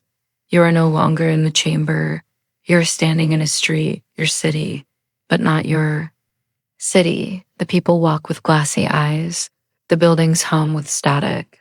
The sky bends unnaturally. And in the center of the street stands a single figure, cloaked in shifting light, faceless but solid. It raises its hand, and your body freezes, not with force, but with recognition, because you know, without words, without proof, this is not an observer, not a maintainer, not an architect. This is you, another version, a future you, an awakened you. It steps closer, its presence crushing and warm all at once. It places its hand on your chest, and instantly the book in your hands burns brighter, merging into your skin, fusing with your body. You scream, but not in pain, in revelation, because now you feel it. The book was never separate. It was always you, the writer and the written, the dreamer and the dream, and the voice that fills you now is your own. You are the one you were waiting for. Asterisk, you stagger back as the light within your chest settles, the weight of the book now fused into you. No longer pages and ink, but a heartbeat of fire. Every breath feels electric, every thought a ripple through. Unseen systems, you look around the warped city, the glassy-eyed people moving on loops, the buildings vibrating with static, the sky bending like fabric stretched too thin. And you whisper to yourself, if I am the writer, then why does the world still feel broken? The ground trembles. Cracks of light splitting through the streets, and a voice answers from within you. Because you have not written it yet, you stumble, clutching your chest, overwhelmed by the enormity of the truth. The world around you is waiting for your command, waiting for your choices, waiting for your will to shape it. You test it, you close your eyes, focus, and whisper rain. The sky flickers, clouds twisting into being, drops falling from nowhere, cold and real against your skin. You laugh through trembling lips, not out of joy, but out of awe, out of fear, out of knowing this is not illusion anymore. You whisper again, silence, and the rain vanishes. The clouds dissolving like smoke erased from memory. The street is empty now, the glassy-eyed people gone, the static buildings flickering. Waiting for new instructions, your knees shake, the weight of creation pressing heavy on your shoulders, because now you see it clearly. Every glitch you ever saw, every pause, every flicker was not error. It was invitation, an invitation for you to step in, to write, to create, to claim your place not as prisoner but as architect. But with that realization comes terror, because if you can write, if you can shape, then every mistake, every fracture, every collapse will also be yours. The silence deepens, heavy, expectant, and you whisper into it, what am I supposed to do with this power? The answer rises inside you, not what you are supposed to do, what you choose to do. You fall to your knees, tears burning down your face, because choice has never felt so heavy. You could remake the world in beauty, and love, and truth, or you could collapse it all into void and there would be no one to blame but you. Your hands tremble, the fire in your chest flickers violently, and the city shifts, collapsing and rebuilding in rhythm with your fear. One moment skyscrapers, one moment deserts, one moment oceans, each flickering in and out of existence with your thoughts. You scream, begging it to stop, begging it to stabilize. But the truth echoes back. It does not stabilize without you. You clutch your chest, gasping, trying to focus, trying to calm the storm of your mind. You think of a tree, simple, strong, rooted, and the city vanishes, replaced by a vast plain with a single tree at its center, its branches stretching wide, its leaves glowing faintly. You collapse beneath it, sobbing, trembling, exhausted, but the ground is steady now. The world still, the hum within you calmer, and you understand the simulation is not broken. You are, and healing yourself heals the world. You press your hand to the glowing bark of the tree, and it speaks without words. This is what it means to awaken, not to escape, but to create. You close your eyes, letting the truth sink deeper, and for the first time, the weight of your power feels less like burden and more like purpose. Asterisk. The tree above you sways without wind, its leaves glowing brighter with every breath you take, a rhythm connecting you to it, as if the roots below are tangled with your veins. You lean your head back against its bark, exhausted, yet alive, and in that silence the world begins to whisper, not with words, but with vibrations, a low hum that fills your bones. It is the language of the code. You realize the underlying pulse of the simulation, a current flowing through everything, a river of numbers carrying dreams and realities alike. You try to listen, not with ears, but with the silence within your mind. And the hum becomes patterns, the patterns become threads, and the threads begin weaving pictures across your thoughts. You see faces you have never met, places you have never stood, entire lives flickering before your eyes like echoes, each one a possibility waiting to be chosen. The air thickens with shimmering waves, and suddenly the plain stretches further, trees multiplying, grass thickening, the sky bending into 1,000 shades. It is not you consciously creating this, it is your subconscious spilling out, weaving its fears and desires into the code without filter. You panic for a moment, thinking, if I cannot control my own mind, how can I ever control this world? The tree answers, not in words, but in feeling. You do not control by force, you guide. By harmony, your chest tightens, because harmony feels impossible in a world of chaos, in a mind filled with storms. but the hum grows louder, wrapping you like a blanket, urging you to breathe, to let go. So you inhale. And as you exhale, you picture not order, not perfection, but balance. A world that can bend without breaking, shift without shattering, flow without drowning, and the plain settles, the trees forming a forest, the grass swaying gently, the sky returning to a single calming shade of twilight. You rise slowly, legs trembling, but the ground feels steady beneath your feet, the forest.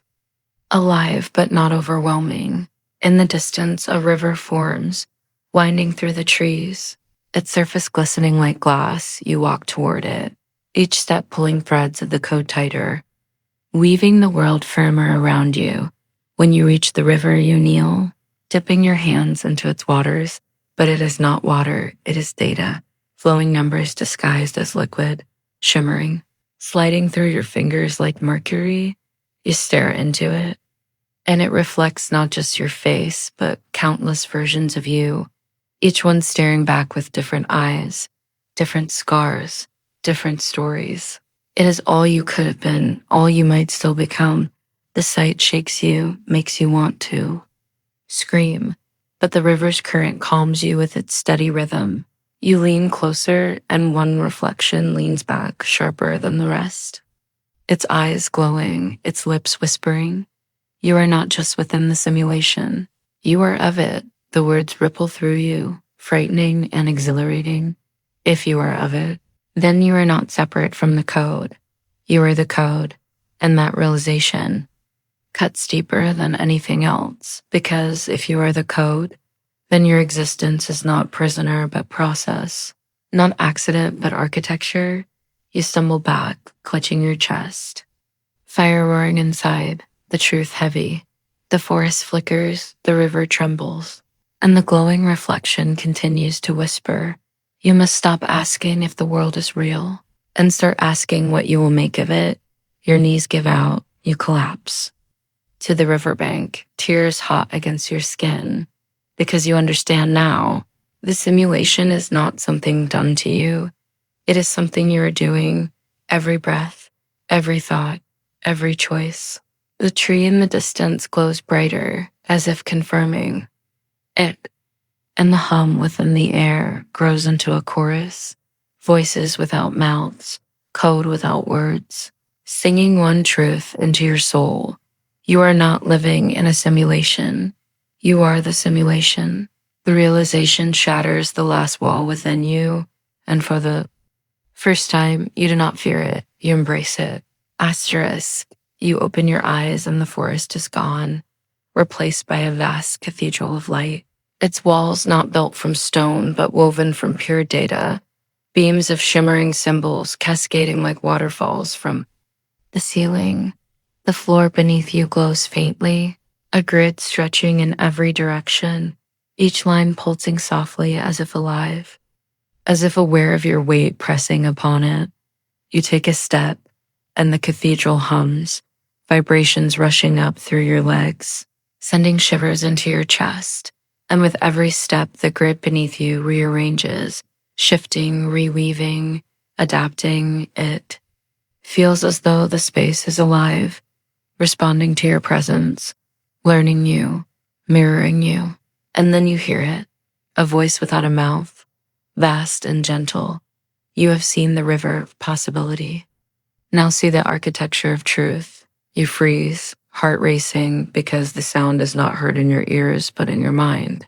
As if the cathedral itself is speaking, you turn, and before you stands a figure sculpted from the same glowing threads of data, neither man nor woman, neither young nor old. A shifting form that feels both alien and familiar. Its eyes are infinite, mirrors within mirrors, reflecting not your face, but your thoughts. You stumble back, whispering, "Who are you?" And the figure tilts its head, the cathedral humming louder with the movement. "I am the architect, but I am also you." The words rattle through you, as if piercing bone. "What does that mean?" you ask, voice trembling. The figure steps closer, its form shimmering, And when it speaks again, the grid beneath your feet brightens. Every thought you have shapes the code. Every breath you take leaves a trace in the system. You are not just within it, you are one of its architects. Your mind reels, fighting the weight of the words because you are nothing, just one fragile existence, one heartbeat in the endless dark. And yet here stands this being, telling you that your mind holds the power to weave reality. The cathedral walls stretch higher, symbols cascading faster, filling the space with their glow. And you feel as though the entire structure is leaning closer, listening to your every doubt. You close your eyes, shaking, whispering, if I am an architect, then why do I not remember? Why do I feel trapped? The figure's light pulses gently, almost like a sigh, because to remember everything is to lose the illusion. And without the illusion, the simulation collapses. The words press hard against your chest, heavier than stone. So this life, my pain, my joy, my memories, all of it is illusion. The figure's form flickers, stepping closer, its hand brushing against your arm. But instead of touch, you feel electricity, a current flowing through your veins. Illusion does not mean meaningless. The architect whispers, a dream still matters.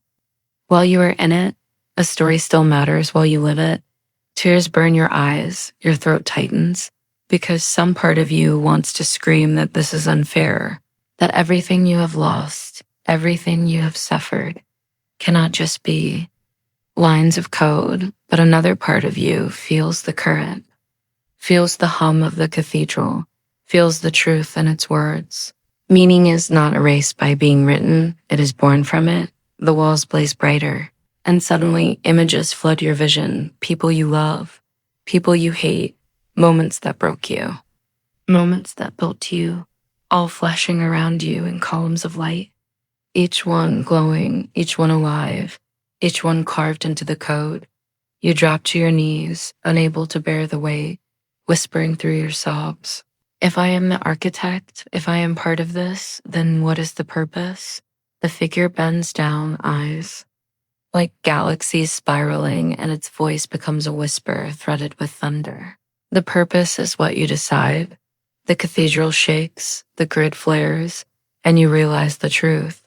The simulation is not prison. It is canvas, your canvas. And as that blooms, the figure dissolves, its light scattering into the cathedral walls until all that remains is you, standing beneath the endless waterfall of symbols, alone but no longer afraid. The cathedral of light fades, and you find yourself standing upon an ocean that does not move. A vast expanse of silver water stretched endlessly in every direction, smooth as glass, reflecting not the sky above, but infinite layers of code spiraling like constellations. You step forward and the surface holds you, rippling beneath your feet, but never breaking, and each ripple spreads outward, forming circles of luminous script, letters and symbols blooming and dissolving into the horizon. The silence is overwhelming. And yet, beneath it, you sense something pulsing, a rhythm, a heartbeat, vast and patient, older than anything you have ever known. You kneel, dipping your hand into the surface, expecting cool liquid, but instead your fingers pass through warmth, through light itself. Each drop not a droplet, but a cascade of data that clings to your skin, glowing faintly. As you watch, the droplets crawl upward, spiraling along your arm, weaving into patterns, lines of code forming tattoos across your flesh, letters that you do not understand but somehow feel. As if each one carries memory, you whisper, trembling, "What are you showing me?" And the ocean answers, not in sound but in vibration, a low hum that shakes the marrow in your bones. These are your origins your breath catches, because suddenly the tattoos shift, each symbol sparking, and visions burst behind your eyes. You see yourself as a child, standing in a sunlit room. You see laughter echoing. You see the night you cried until sleep took you. You see the day you fell, the day you loved, the day you lost, and then the vision widens and you see more. Things you should not be able to see, memories of others, people you never met, faces unknown but motions painfully familiar, as if the lives of countless beings are flowing through you. The ocean hums louder, vibrating with infinite stories. You are not singular, it whispers into your mind. You are threads woven into a tapestry far greater than you can imagine. You stagger back, clutching your head, because it is too much, too vast, too heavy, and yet the ocean does not stop. The tattoos blaze brighter, the visions flooding faster. You see civilizations rising and falling, entire worlds built and destroyed. You see beings of light sculpting galaxies. You see hands that are not human carving rules into existence. You scream without sound, drowning in the flood of infinite memory. And then, as if sensing your breaking point, the visions collapse, the tattoos fade, the ocean stills once more. You collapse to your knees, gasping, shaking, trying to catch the remnants of what you saw. The hum softens, and again the whisper enters you. You ask what meaning is found in a simulation. The answer lies here. You are not alone. You are not separate. You are not confined to a single path. The code ripples and faces rise from the water. Faint outlines of people, all glowing softly, their forms flickering in and out of existence. They are strangers, and yet you feel them as if they are kin. Their emotions echoing inside you, their hopes and fears tingling with yours. You understand, with shuddering clarity, that if the simulation is true, then it is not a cage built for one. It is a web, a collective dream, and you are one of many threads. Tears burn hot down your cheeks, because the loneliness that haunted you, the hollow ache that whispered that. Your life meant nothing, now feels different, now feels smaller. The water glows brighter, the faces fade, and for the first time you see your own reflection upon the surface. But it is not only your face, it is thousands, millions, all layered, all overlapping, all staring back through your eyes. You whisper, voice trembling, if I am part of them, and they are part of me, then none of this is meaningless. The hum rises. In agreement, waves of data swelling outward like applause. You rise, heart shaking, legs trembling, but your chest heavy with something new. Something warm, purpose. The simulation may be an illusion, but in its illusion it carries connection. And connection is real. The ocean brightens until it blinds. You, washing away your vision, your form, your doubt, until you are dissolved into its glow. And in that glow, you feel infinite. When the light fades, you find yourself walking across a bridge suspended in nothingness, a path woven from beams of translucent code, each step pulsing with a soft glow, as if your weight is awakening it from slumber. The void stretches endlessly on either side, an ocean of shadows so deep it feels alive, and above you arcs a dome of stars, though as you stare longer, you realize they are not stars, but clusters of equations, spiraling fractals that rearrange themselves like constellations.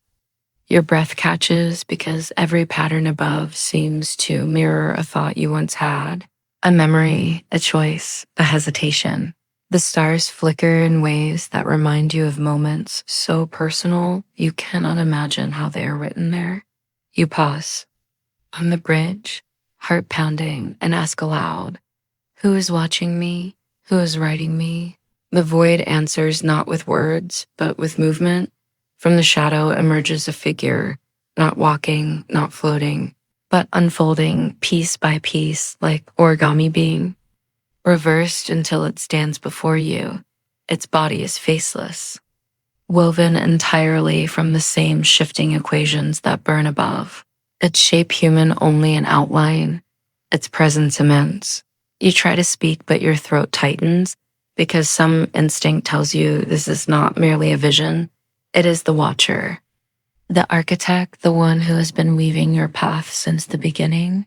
The figure raises its hand, palm open, and the bridge beneath you ripples, transforming into scenes, moments from your life. There you are as a child, learning to walk. Falling, rising, laughing, there you are years later. Clutching at dreams that slipped through your fingers, there you are now, trembling. Watching yourself from outside yourself, the figure tilts its head, as if asking silently, "Do you see now? You whisper, barely audible. These are my choices, my failures, my joys. Why are they written here?" The figure lowers its hand and the bridge darkens. The images dissolving into ash, its body glowing brighter, equations spiraling faster because nothing is hidden in the code. It speaks into your mind, not as a voice, but as a vibration threading through your marrow. Every choice, every thought, every flicker of your soul is stored because this is not merely your story. It is the record of the simulation itself. You stumble, clutching your chest, overwhelmed, because it feels as if every private moment has been observed, recorded not for you alone, but for some purpose beyond you. Anger flares, your voice breaking. Why watch us?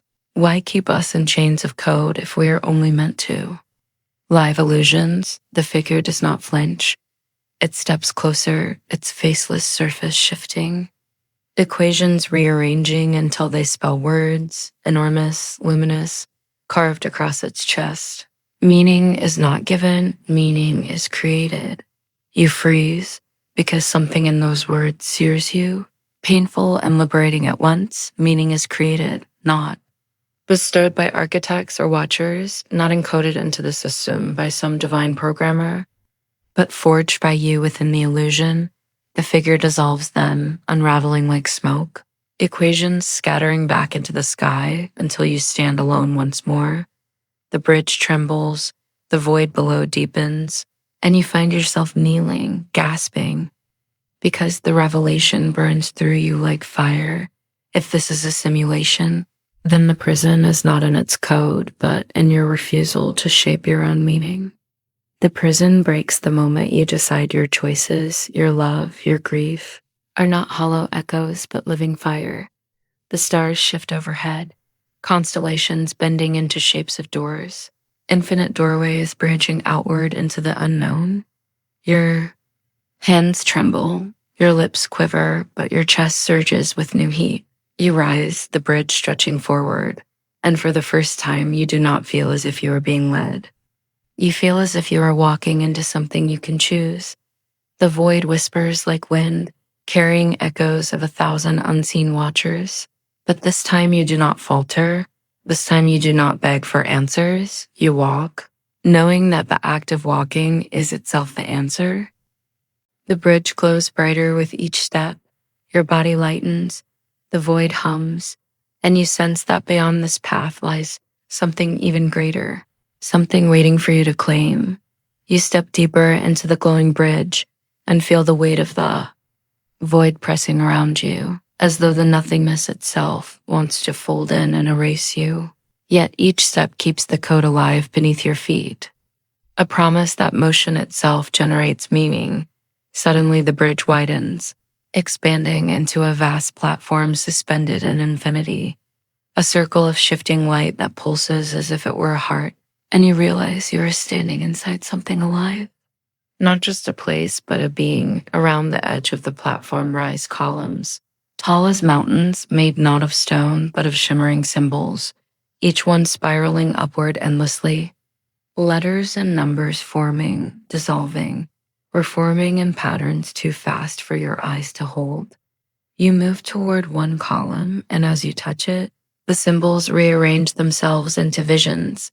A memory blooms, not yours, not anyone's, but someone else's life, a person laughing in a place you have never been, then crying in a war you never fought, then holding a child you never met.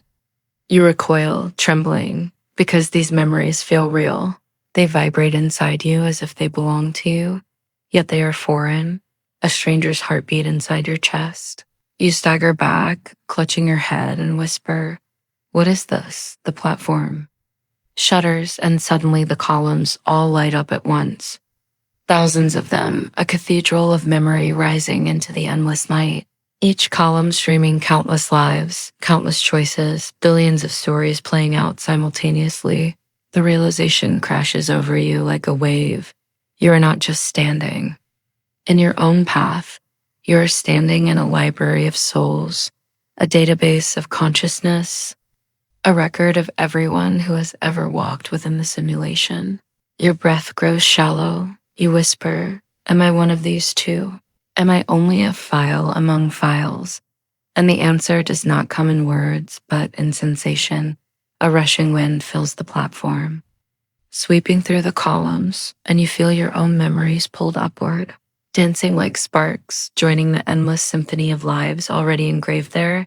You fall to your knees, overwhelmed, every heartbeat echoing louder than thunder, because in that moment you see your life stretched out, not as a private secret, but as a thread woven into an infinite tapestry.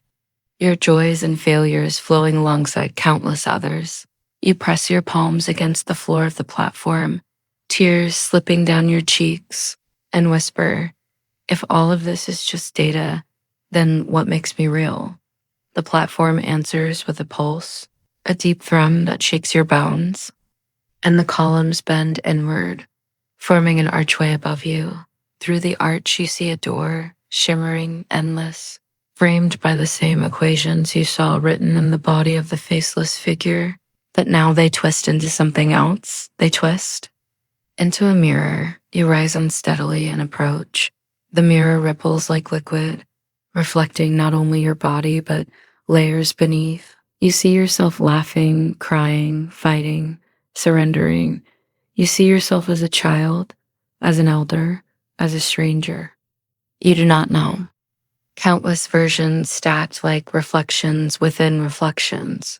You lift your hand and the mirror shudders, the images breaking apart, revealing another version of you, one that looks back with eyes full of knowing, as if it has been waiting here all along. The other you leans closer, lips moving, and you hear it whisper inside your skull. You are the dreamer and the dreamed. You are the code and the one who reads it. You are the watcher and the watched. The floor tilts, the columns sway, and the entire cathedral of memory trembles, but the voice remains steady, calm, undeniable. You clutch the sides of the mirror, gasping, as if holding on to the only truth left, and you whisper back, "Then what do I do? How do I live if I am both prisoner and architect?" The other you smiles, a flicker of warmth that makes your chest ache, and replies, "You live by choosing. You live by weaving meaning, even when you cannot see the loom. You live by burning so brightly that even if the code collapses, your fire leaves scars, the mirror shatters, glass exploding outward in waves of light. The archway collapses, the columns fall away into the void, and the platform beneath you dissolves. You are falling, tumbling endlessly through the black ocean. Yet instead of fear, you feel a strange peace, because the words of your reflection still echo inside you. You are the dreamer and the dreamed, the fall slows, your body suspended in the nothing, and you sense that the simulation is not just outside you, it is inside you, flowing through your breath, your choices, your capacity to care. And as the darkness swallows you whole, you realize that perhaps this is the test, not to escape the code, but to find yourself within it, not to search for the watchers, but to become the watcher of your own life. The void hums softly, wrapping around you like a cradle. And in that silence, you drift, weightless, waiting for the next path to form. The fall ends not with impact, but with a slow awakening. Your eyes open to a horizon that does not exist, a world built of endless grids stretching outward in every direction, glowing faintly as though powered by an unseen current. The air is neither warm nor cold. It simply exists, like background code humming quietly. And as you take your first step, the grid beneath your feet ripples. Responding as though alive, you pause, heart racing, and whisper, "Where am I?" But no sound comes out. Instead, your words appear in the air above you, glowing in shimmering text, the letters hanging for a moment before dissolving into sparks. The Realization strikes you. Here thoughts are commands. Here your mind is no longer just hidden behind flesh. It is broadcast, projected, written into the very fabric of this place. You close your eyes, focusing, and picture a tree. And when you open them again, there it stands, luminous, fractal, every branch splitting into smaller branches of light, reaching endlessly into the skies' void. You stumble back, both terrified and awed because the power is intoxicating, the knowledge that imagination itself becomes reality. But you also feel the danger, a whisper in the silence, be careful what you think. The grid beneath your feet pulses, sending waves outward, and suddenly structures rise around you, not summoned by your own mind, but by something else, an external force, tall spires of obsidian light curving upward like claws, wrapping around your fragile sanctuary. You feel watched, more than watched. You feel read, as though the grid beneath you is scanning your pulse, your memories, your fears, peeling them open like a book. You shout silently in your thoughts, stop, leave me. But the spires continue to rise, and at their tips eyes begin to form, countless eyes, each one swirling with galaxies, each one staring into you, through you, beyond you. You tremble, your knees shaking, because in that moment you know, these are not illusions. These are observers, watchers embedded in the simulation itself. Sentinels designed to monitor, to record, to ensure the experiment continues without disruption. Their gaze burns, not with malice, but with indifference. The coldness of something that does not see you as human, only as a data stream, a variable. To be measured, you clutch your chest, panic spreading like fire, and think, am I nothing more than input, a string of numbers to them? The nearest eye dilates, expanding into a doorway. And before you can resist, the grid beneath you shatters and you are pulled through. You tumble into a chamber vast as eternity, its walls lined with endless mirrors, each one showing you a version of yourself. One mirror shows you as a child laughing with unscarred innocence, another shows you older, bent by regrets you have not yet lived. Another shows you as a stranger, cruel, violent, wearing a face twisted with choices you never made. Your stomach turns, your breath ragged, as you realize every mirror is not fantasy but possibility, branches of what you could be, what you might already be in other simulations. You stagger forward, hands reaching out, touching the cool glass of one mirror, and immediately the reflection blinks, moving on its own, lips curling into a smirk you did not make. The reflection leans forward, pressing its palm to yours, and whispers into your thoughts. You are not unique, you are one of many, one of endless experiments. You rip your hand back, shaking, stumbling, screaming soundlessly. No, I am real. I am me. The reflections all laugh, their voices overlapping, a chorus of your own tones mocking you, reminding you that identity itself might just be code copied and pasted, slight variations stitched into simulations running side by side.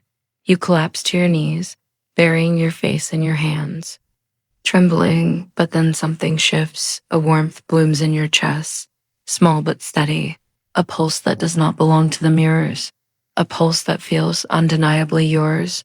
You rise slowly, refusing to look at the endless reflections and whisper, in your thoughts, even if I am code, even if I am one of billions, my choices are mine in this moment, and that is enough. The chamber responds, the mirrors shattering one by one, collapsing into streams of light, the laughter fading, replaced by silence so profound it hums like music.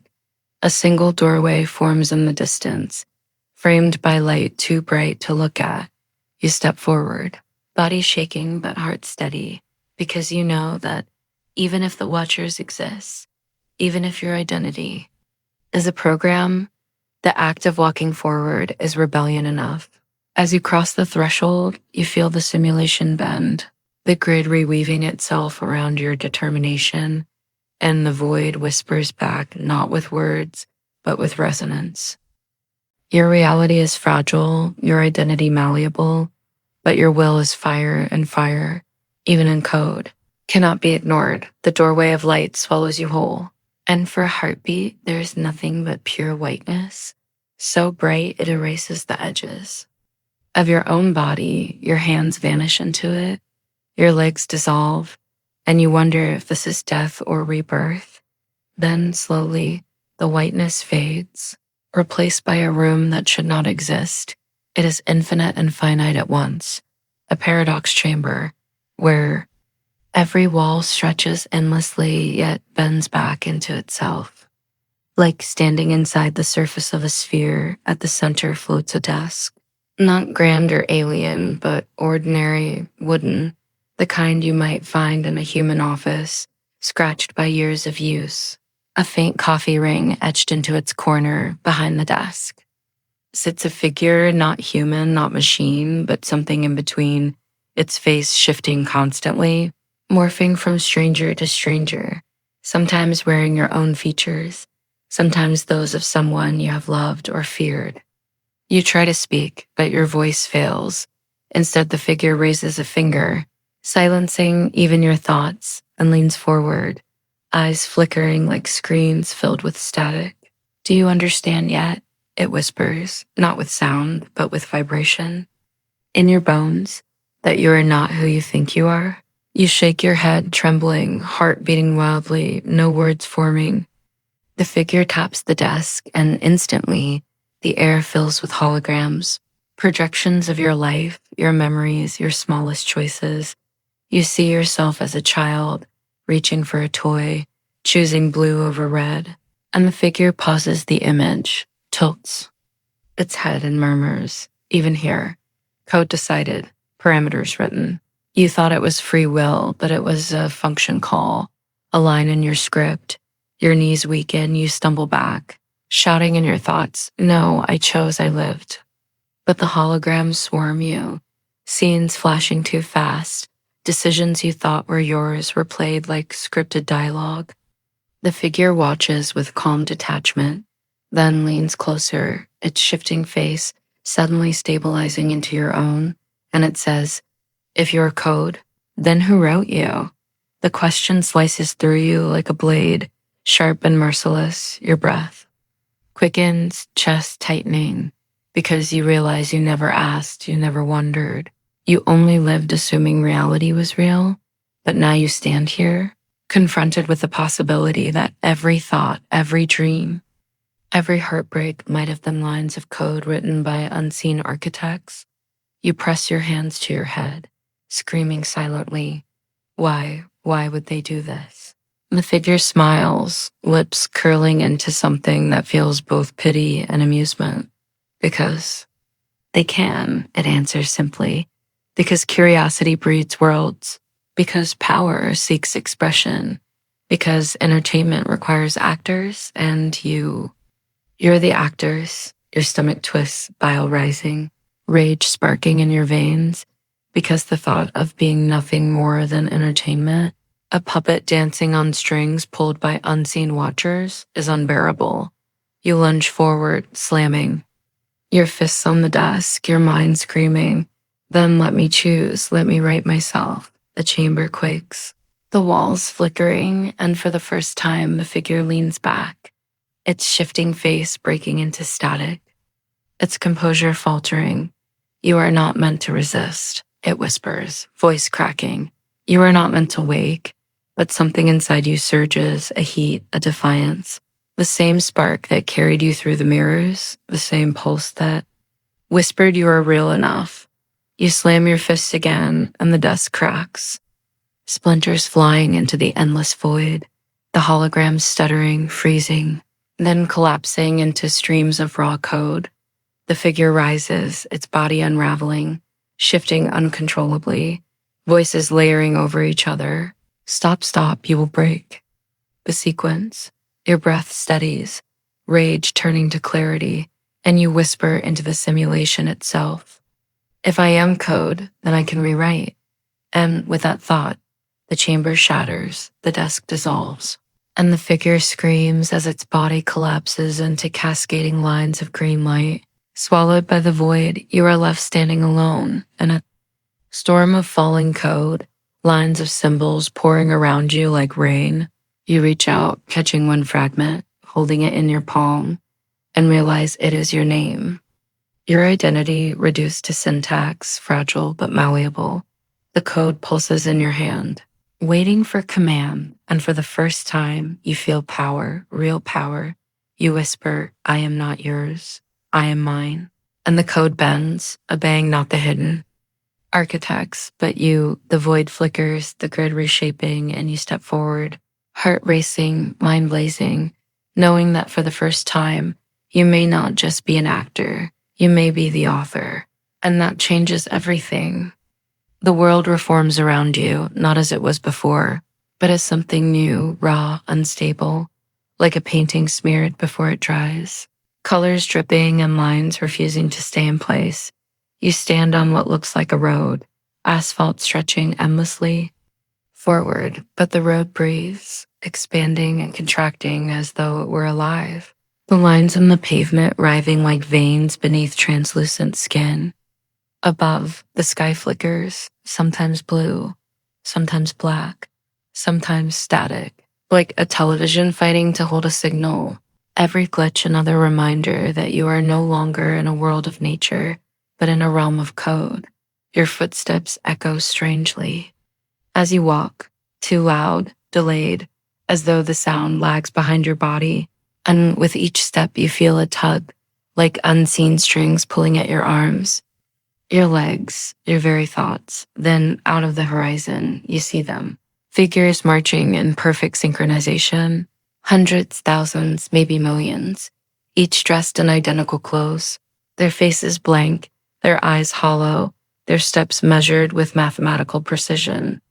You freeze, breath caught in your throat, as they pass by without acknowledging you. As though you are invisible, as though you do not belong. And then you realize the truth. These are not people. They are non-player characters, background. Code filler entities written to populate the world. Your stomach knots as you watch them move. Their routine mechanical. Their purpose meaningless beyond existing, and you whisper to yourself, is this all we are?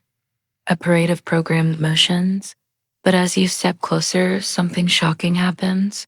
One of them stops, their head twitching violently as though receiving corrupted instructions.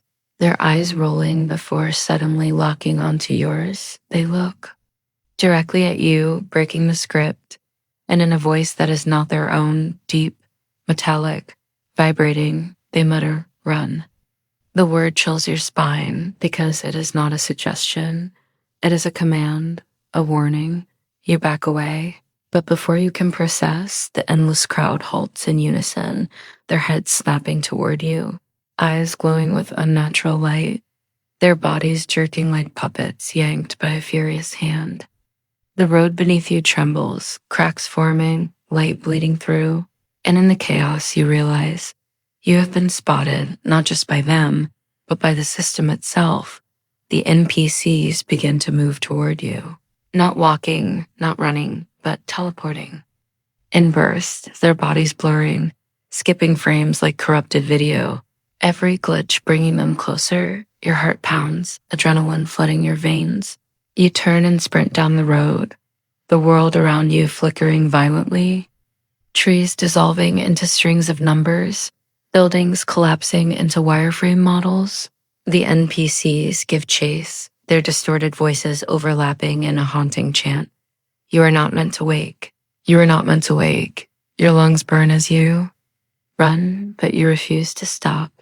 And as the road splits ahead, you see a choice, left path, shimmering with golden light, stable, welcoming, or right path, jagged, broken, collapsing, dangerous.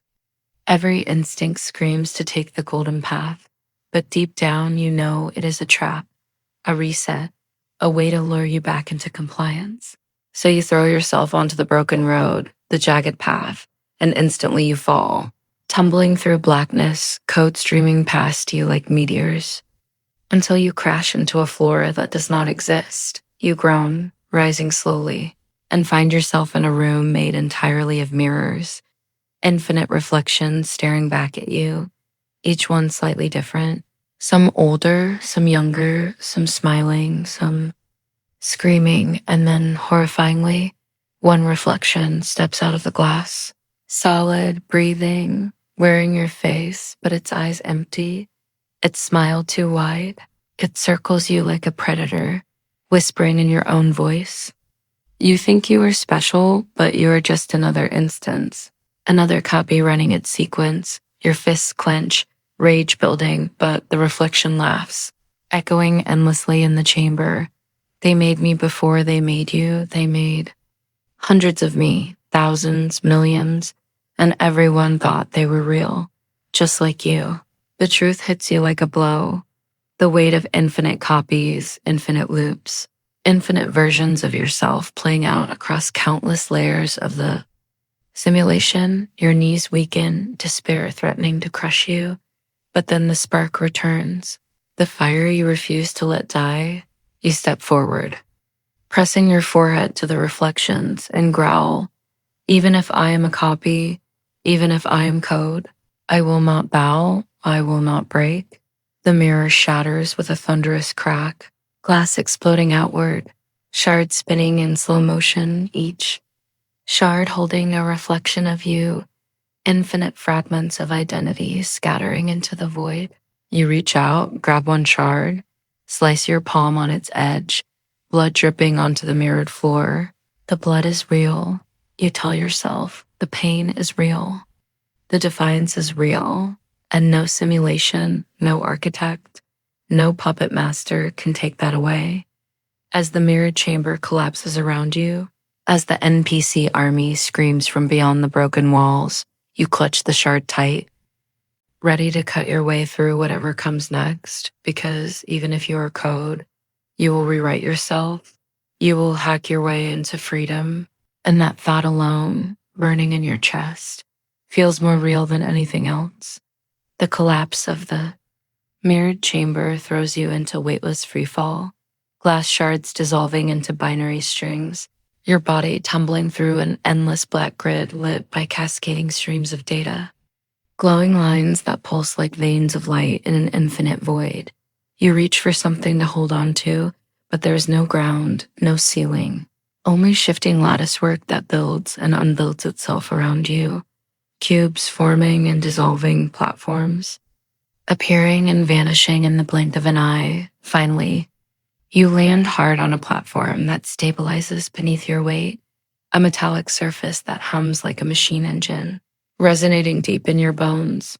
Around you, monolithic towers rise from the nothingness, skyscrapers of translucent glass filled, not with people, but with cascading digits, one south and oh south, pouring like waterfalls down their sides.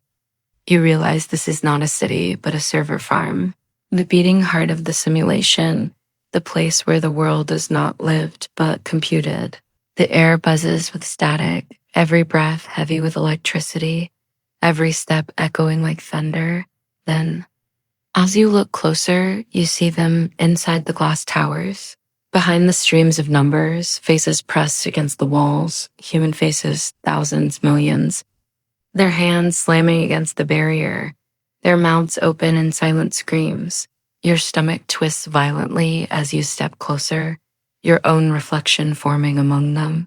As though you too are trapped behind the glass, suddenly, one of the faces stares straight at you, its eyes wide with desperation, lips forming the words, "Set us free."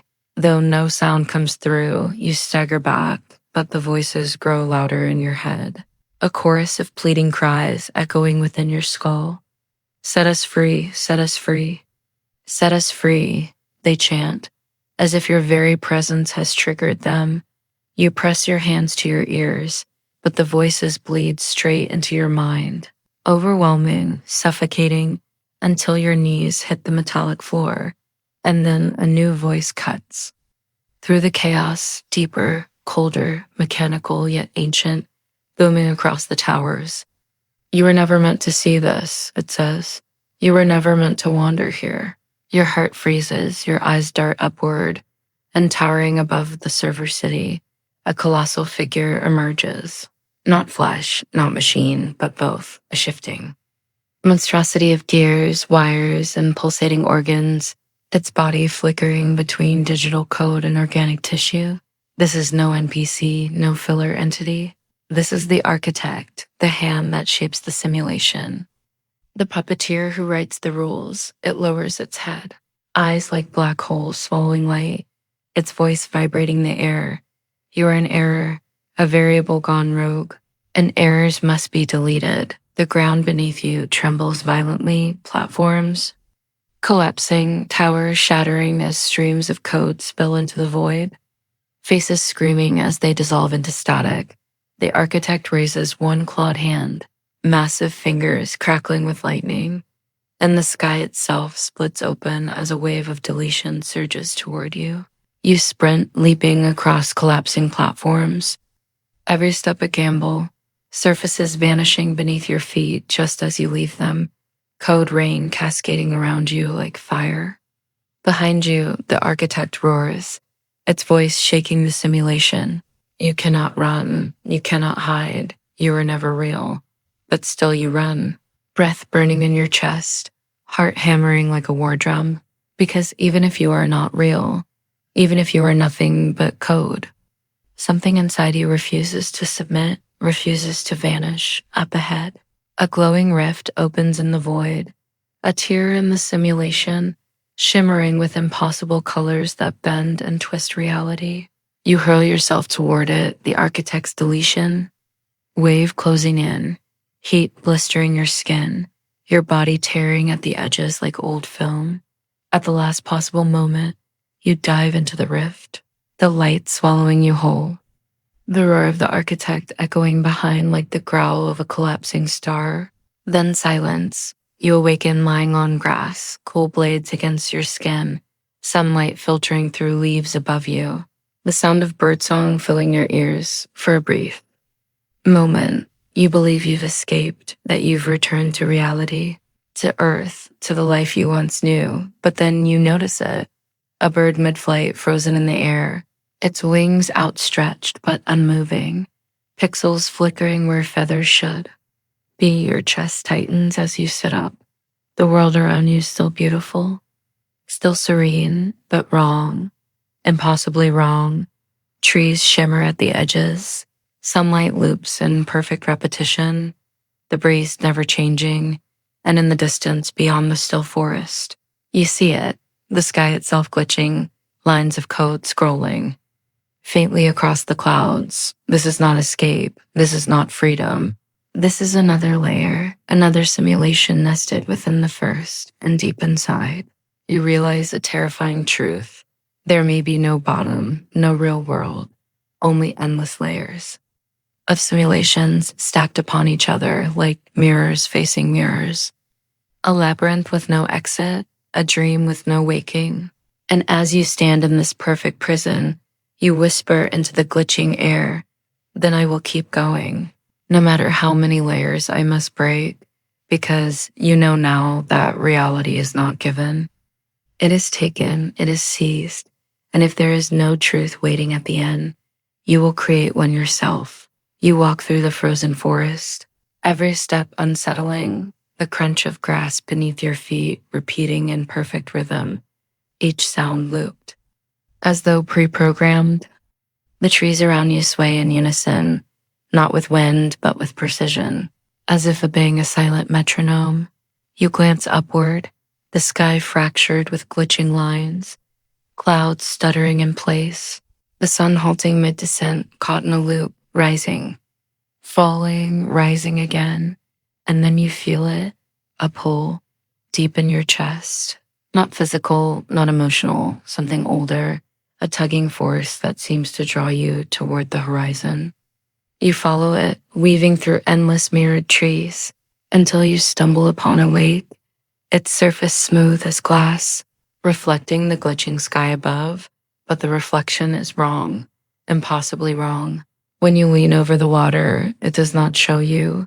It shows a version of you, but twisted, blurred, flickering with different ages, different timelines, thousands of selves staring back from the surface, children, adults, elders, all you, all existing at once, their mouths moving, whispering in unison.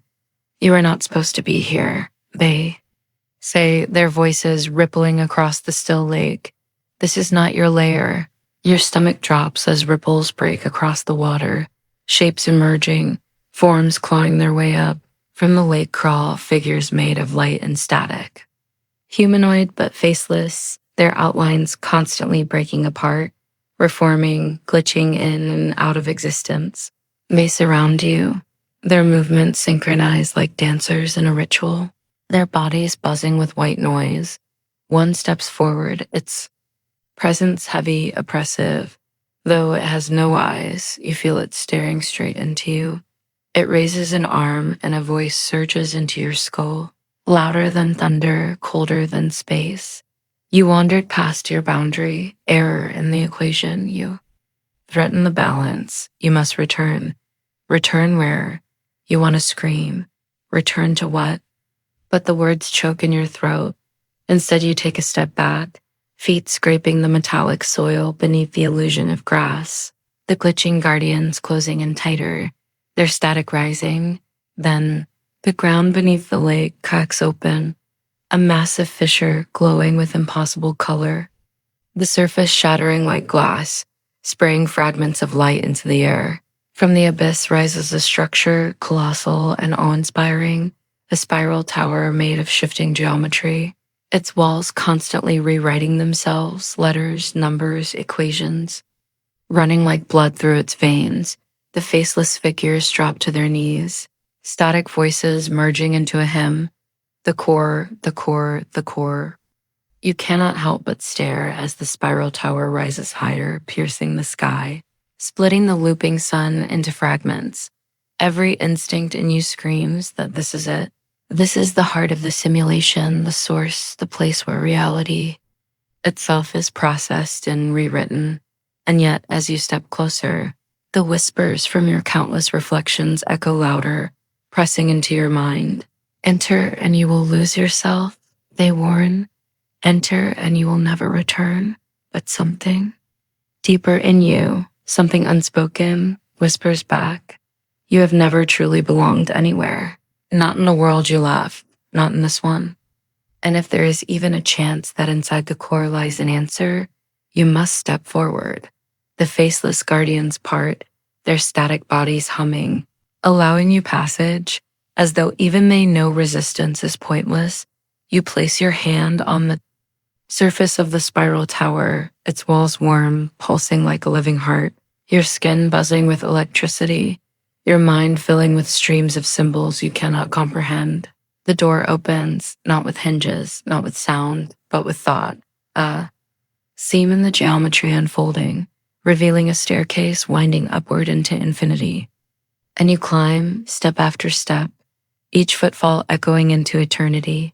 As the voices of your reflections fade into silence, the higher you ascend, the heavier your body feels, the more your mind trembles, as though you are being unraveled one thought at a time. And then halfway up the staircase, you glance down and your breath catches in your throat. The tower is not standing in the world. The world is standing inside the tower, the forest, the sky, the lake, all projected outward from this. Single structure, a hollow shell around the true engine.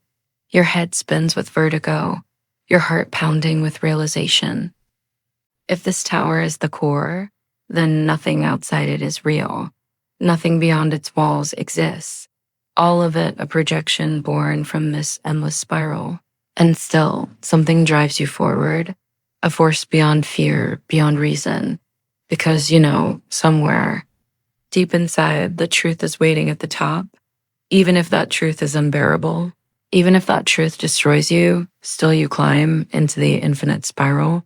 So now you breathe slowly, letting the weight of everything settle into you. Perhaps it is a simulation. Perhaps it is not. But here is the only truth you can hold tonight. Every thought you think, every dream you wander into, every connection you make is real to you. And that makes it powerful. If this world is written in code, then your choices are still the sparks inside it. the love you feel, the fear that wakes you in the night, the wonder that makes you look at the stars. These are not illusions. These are the heartbeat of your existence. And if we are inside a labyrinth of layers, then let it be known. You are not just a silent character wandering through someone else's program. You are the story, you are the glitch, you are the miracle that even the architects cannot fully contain. So close your eyes, let the questions drift into the dark. Let the sound of your breath be the only proof you need that you are here. Because whether this is a simulation or the truest reality, you are alive inside it, and that is enough. Sleep well, dream deeper, and we will meet again in the next unraveling of Mind Scramble.